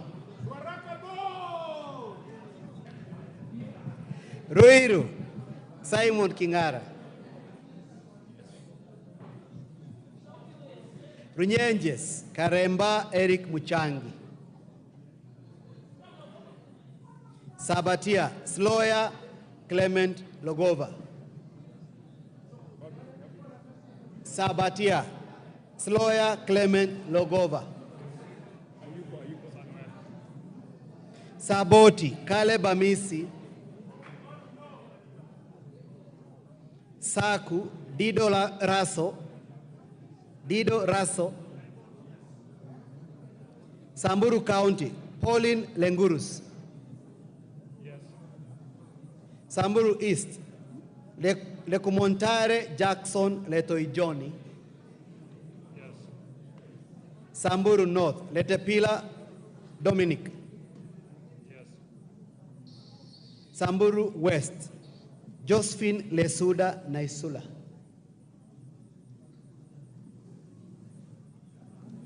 Josephine Naisula Lesuda.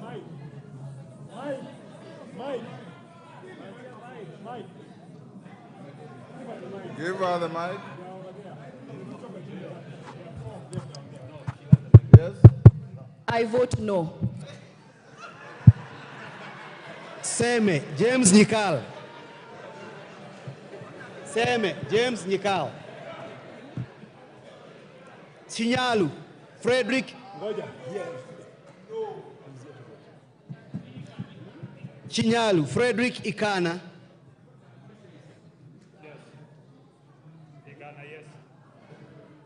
Seme Frederick, sorry. Chinyalu Frederick Ikana. Siaya County Christine Ombaka. Sigor Peter Rochakapong. Sigowet Soin Justice Kemei. Sirisia John Waluke. Sotik Francis Sigei.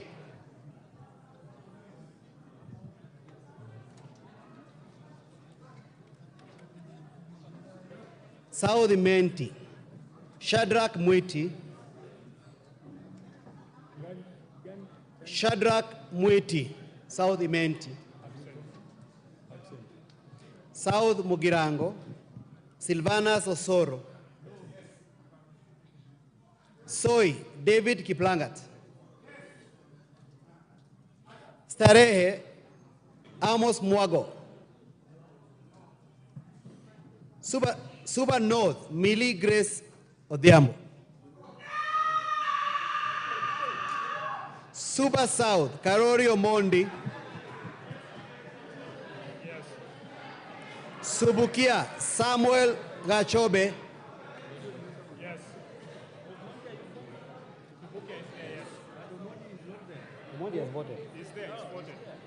Suna East Junet Mohammed. Suna West Francis Masara.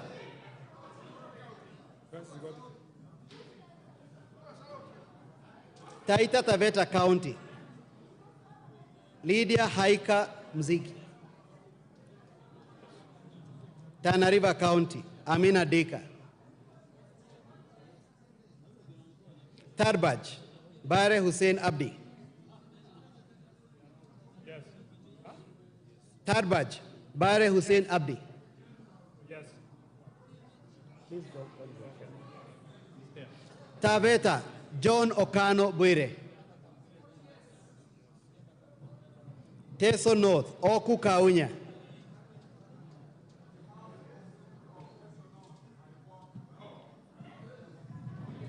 Teso South, Mary Amase. Mary Amase. Teso South, sorry, Tetu, Joyfree Wandeto. Joyfree Wandeto. Daraka, George Murugara. Tharaka-Nithi County, Susan Ngugi. Tharaka-Nithi County, Susan Ngugi. Thika Town, Alice Nganga. Tiati, William Kamket. Tiati, William Kamket. Tigania East, Mpuru Aburi. Tigania West, John Mutunga. Tinderet, Julius Meli. Tongaren, John Chikati. Trans Nzoia County, Lillian Sioi. Order. Order. The chief whip on the minority side informs me that he is appointed member for Pumula to relieve Honorable Mawathe as a teller.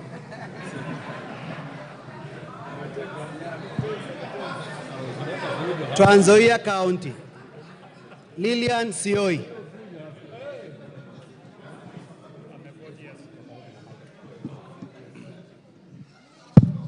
Tarbo, Janet Sitienei. Turkana County, Cecilia Ngetit. Turkana County, Cecilia Ngetit. Turkana Central, Joseph Namor Emade. Turkana East, Nicholas Gikolok Ngikor. Turkana East, Nicholas Ngikolong Ngikor. Turkana North, Paul Ekom Nabuin.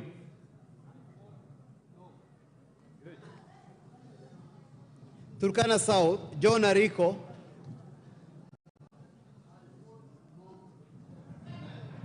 Turkana West, Nanok Daniel. Yes. Uasin-Gishu County, Gladys Boss. Gladys Boss. Ugenya, David Ochieng. Ugenya, David Ochieng.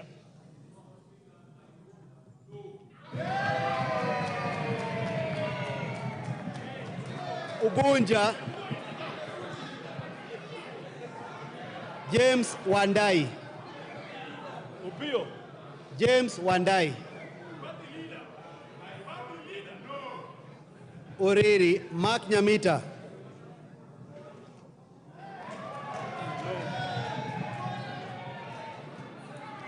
Vihiga, Ernest Kivai Kagesi. Vihiga, Ernest Kivai Kagesi. Vihiga County, Beatrice Adagala. Yes. She's here. Beatrice Adagala. Voi, Abdi Chome. Wajir County, Fatuma Jeho. Wajir County, Fatuma Jeho. Wajir East, Daud Adan Mohammed. Wajir East, Daud Adan Mohammed. Wajir North, Abdi Saneh. Wajir South, Ado Mohammed. Wajir South, Abdi Mohammed. Ado. Yes. Yes. Wajir West, Farah Yusuf Mohammed. No. Webuye East, Martin Pepela Wanyonyi.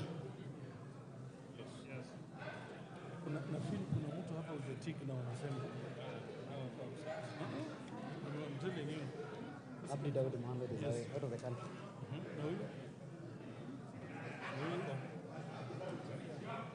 Webuye East, Daniel Wanyama. West. Webuye West, Daniel Wanyama. Yes. West Mugirango, Stephen Mogaka.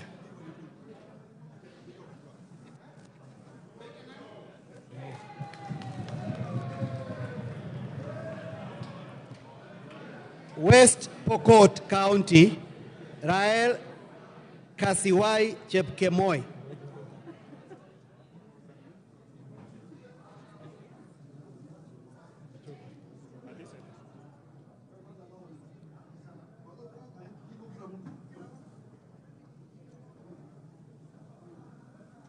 Okay, give it. West Pokot, Kasiwai Rael Chepkemoi. West Pokot, Kasiwai Rael Chepkemoi. She's there. Yes. Yes. Yes.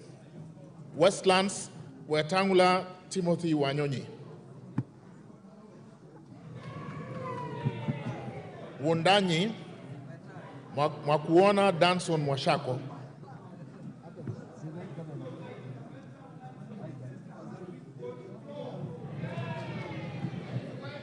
Yatta, Basil Robert Ngui. Yatta, Basil Robert Ngui.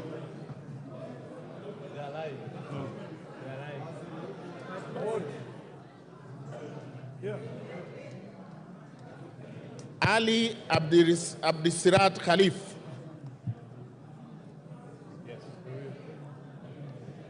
Chege Sabina Wanjiru.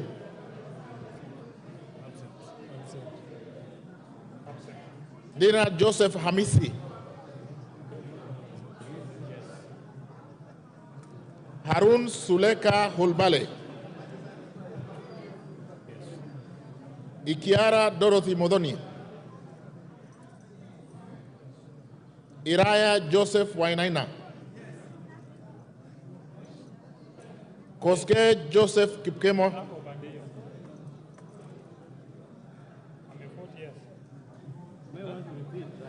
He's at the corner there.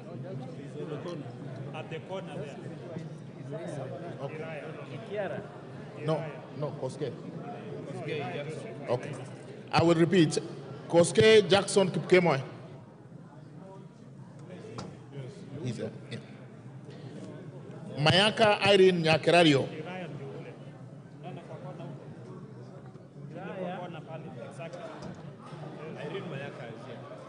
Mayaka Irene Nyakerario. Mpe mic. Vote. Hakuna. Sema tu. No, give her mic.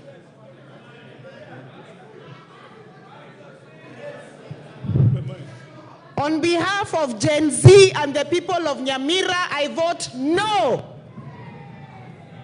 Mohammed Khair Harun. She's not nominated in Nyamira. That is a spoil for her. Mic. Mpe mic.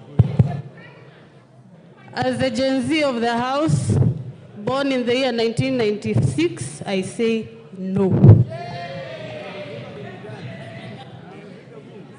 Teresia Wanjiru Mwangi. Teresia Wanjiru Mwangi. Okay. John Mbadi Ngongo.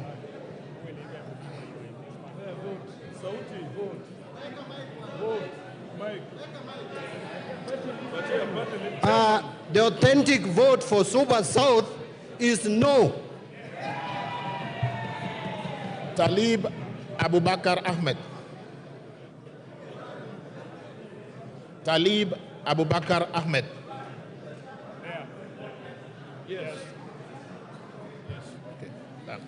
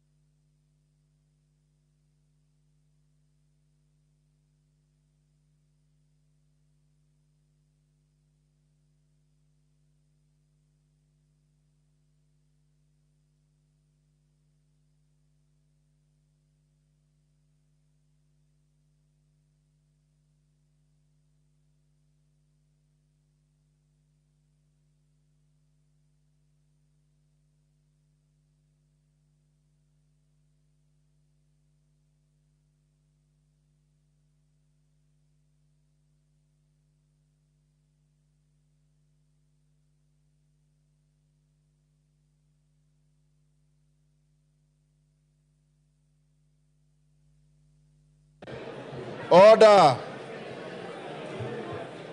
Order, honorable members, order. Order, honorable members. Order. The voting is not over until the results are announced. Take your seats. Order, members, take your seats. Kawanjiku, take your seats.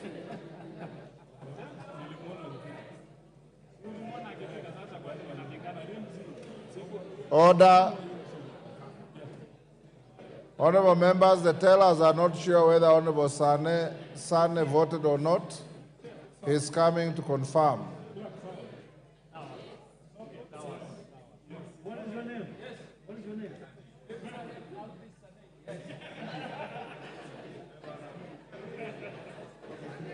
You are satisfied? Yes, sir.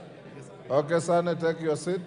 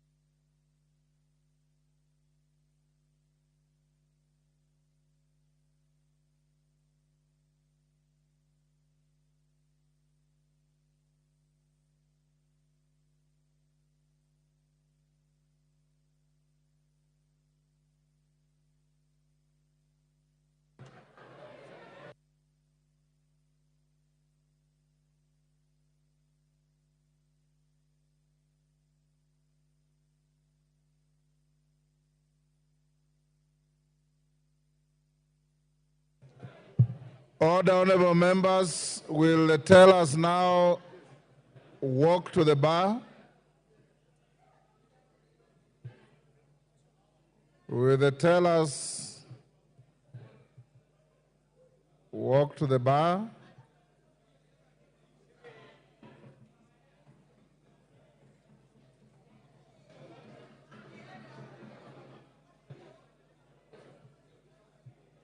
Order.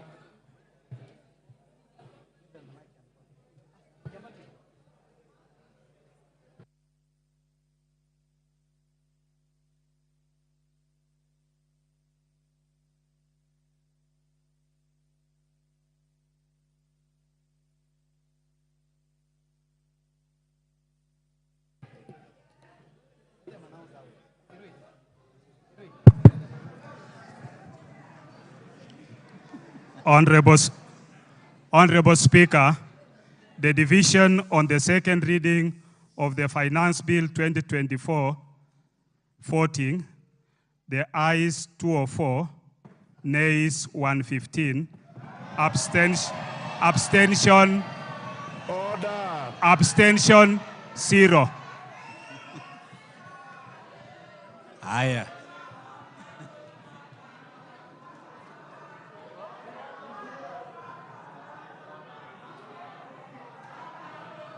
Order. Order, Honorable Millie. Order. Order. Order. The results of the vote are not announced by the teller. Order. Honorable members, the results of the division on second reading of the Finance Bill 2024 is as follows. Ayes 204, nays 115, abstentions nil, so the ayes have it. Order. I now order for the bill to be read the second time. Order. Order, the House. The House is in session. Order. Order. Clerk. Order. A bill for an act of parliament to amend the law relating to various taxes and duties and for matters incidental thereto.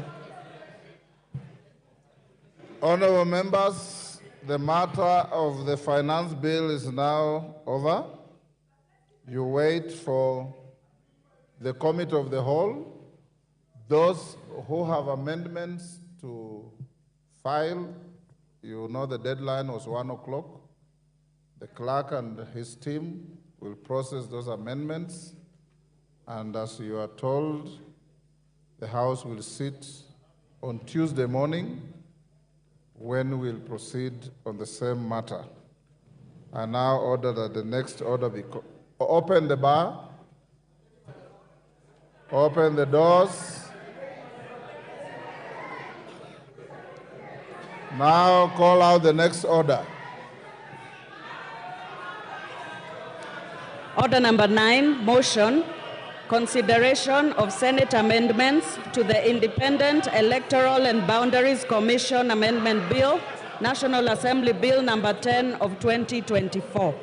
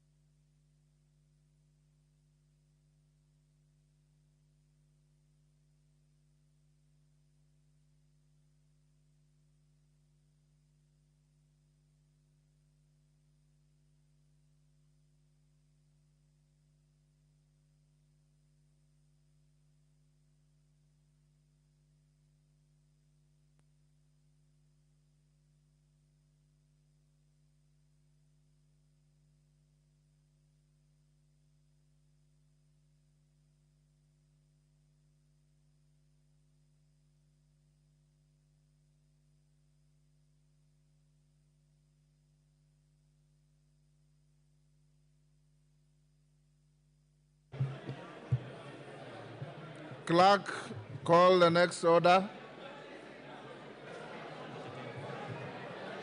Order number 9, motion, consideration of Senate amendments to the Independent Electoral and Boundaries Commission Amendment Bill, National Assembly Bill number 10 of 2024.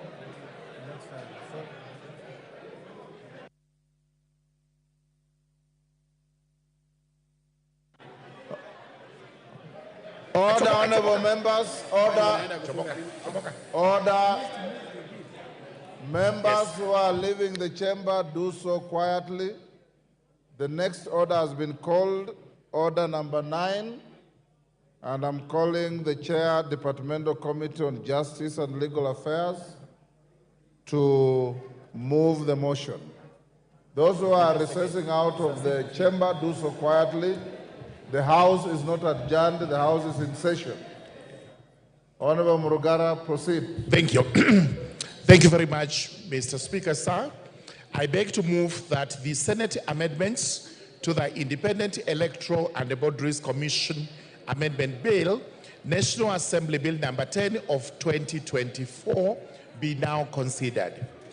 Honorable Speaker, this House considered the Independent Electoral and Boundaries Commission Amendment Bill and passed it with amendments, and thereafter it was forwarded to the Senate for consideration. I wish to report that the Senate considered the bill and returned it with some proposed amendments, which proposed amendments the Justice and Legal Affairs Committee did consider and prepared a detailed report in which it actually agreed with the Senate in the proposals. In essence, it means that the National Assembly should now agree with the Senate on the proposed amendments, in which case then we would amend the bill as proposed by the Senate, and after that we would actually pass it ready for assent.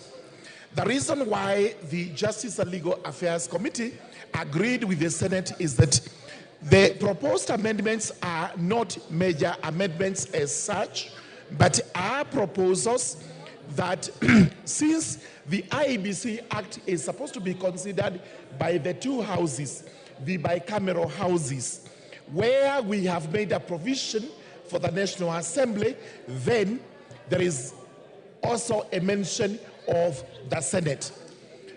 It would have been tidier if the Senate proposed that we delete the National Assembly and substitute therefore with the word Parliament. But since we are not supposed to touch this bill in any other way so as not to necessitate mediation, we entirely agreed with the Senate and are now in agreement, and we do propose that we move to the Committee of the Whole House, where the proposed amendments will be considered, and once passed or adopted by this House, the bill will have passed through the two houses and will be ready for assent. Honorable members, please resume your seats. Honorable Madam Speaker, therefore I do beg the House to agree with the proposed amendments by the Senate, and we move on to the Committee of the Whole House. With those remarks, I beg to move and request the Honorable Chepkonga,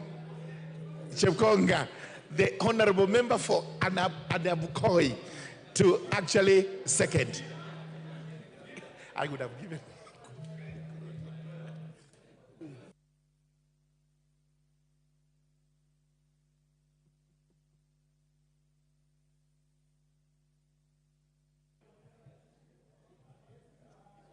Thank you very much, Honorable Speaker. Honorable Speaker, I rise to second the proposed amendments from the Senate as moved by the Chair of Justice and Legal Affairs, my very good friend, the Honorable Murugara, and I totally agree that this is the way we should go.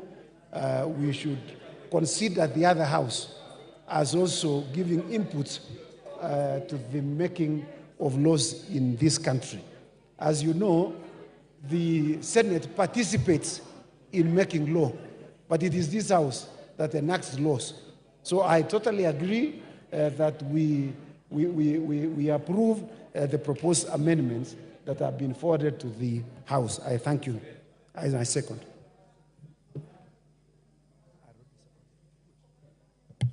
Honorable members, I now propose the question that the Senate amendments to the Independent Electoral and Boundaries Commission Amendment Bill, National Assembly Bill number 10 of 2024, be now considered.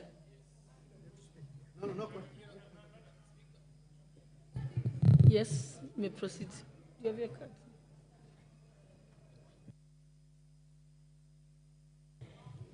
Thank you, Madam Speaker, for this opportunity to support the amendment as presented by the Senate.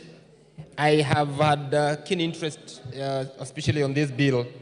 Madam Speaker, this is a culmination of agreement that was reached by the NADCO committee, and indeed, the Senate should be included or should be captured in this bill, because elections across the country and the issues with boundaries cut across national and county governments. And therefore, Madam Speaker, I feel that this is the right thing to do, and the Senate has ably inserted their say in matters IEBC in terms of appointing and all. And therefore, Madam Speaker, I think it's only in order that we support this bill so that then some of these constituencies that are, do not have representatives, and even our wards, some that either their representatives have passed on or seats have been declared vacant, Madam Speaker, we'll have an opportunity now to set up so that then they have representatives and people working for them. Madam Speaker, I support this amendment. Thank you.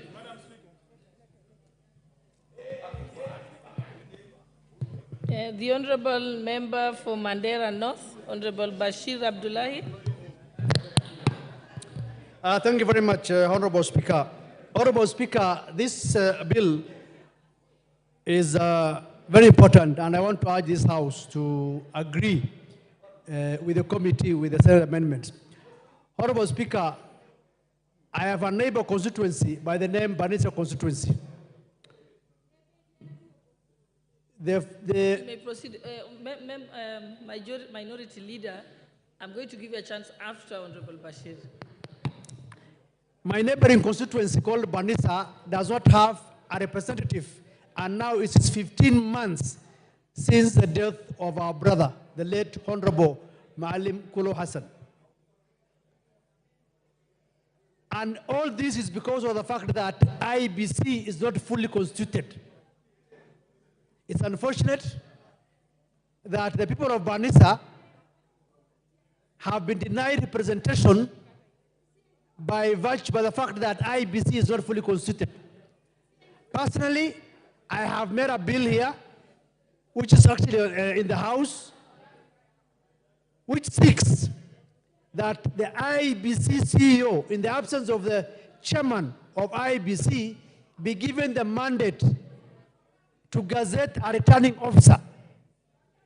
But now that this bill now is on the floor with the amendments from the Senate, it only requires this House to pass so that it's assented to, and the people of Banisa and the other county assemblies have their representatives.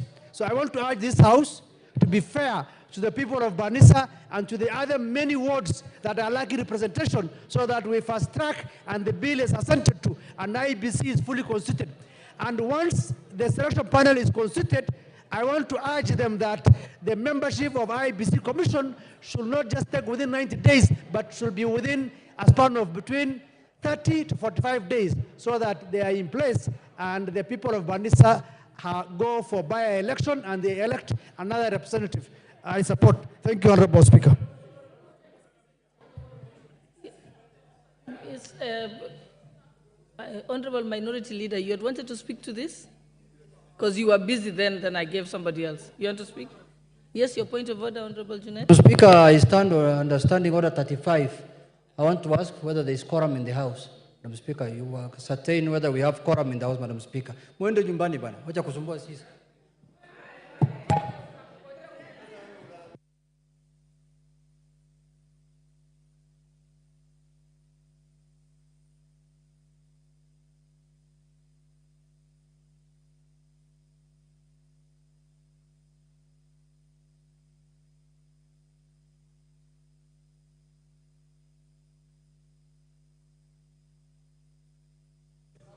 I direct that we ring the quorum bell for 10 minutes.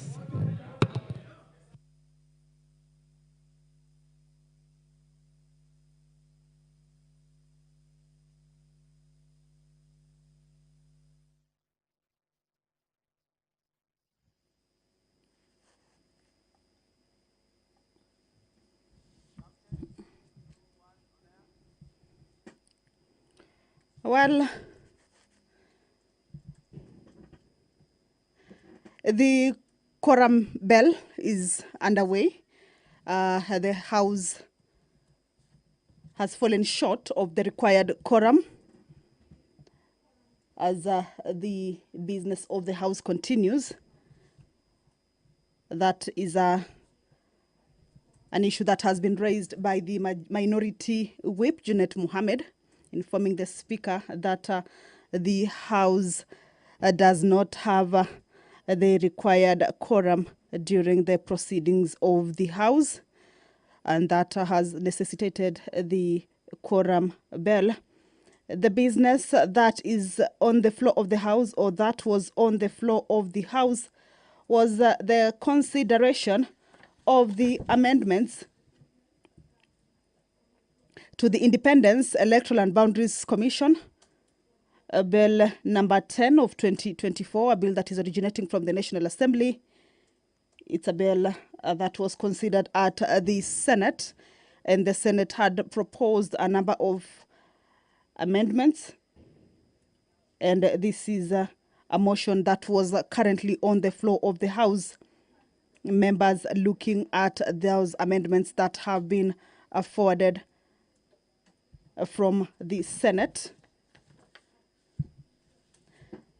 Some of the amendments or the clauses that attracted amendments from the Senate include Clause 2, Clause 3, and Clause 7. But remember that this is a bill that is the Independence, Electoral and Boundaries Commission is one of the 9 pieces of legislation that emanated from the National Dialogue Committee, a committee that was formed to look into the matters or issues of national interest with regards to the electoral system, among other issues. So the Independence, Electoral and Boundaries Commission is one of the pieces of legislation that came out of that and has already been considered in both houses. What the members were doing now is that they were considering the amendments that the members of the Senate had moved. The bill seeks to give effect to some of the recommendations and views of the public that were submitted to the National Dialogue Committee, commonly referred to as NADCO, on the issues of electoral justice and related matters, outstanding constitutional matters, fidelity to political parties or coalitions, as well as the law on multi-party democracy. The NADCO committee also had looked at issues about entrenching of National Government Constituency Development Fund and the Senate Oversight Fund and the National Government Affirmative Action Fund and establishment and entrenchment of state offices. These were some of the issues that were before the NADCO committee. So already the bill is before Parliament or has been considered in Parliament. The process is ongoing now. The bill was published on 4th of April 2024 and read for the first time on the floor of the House.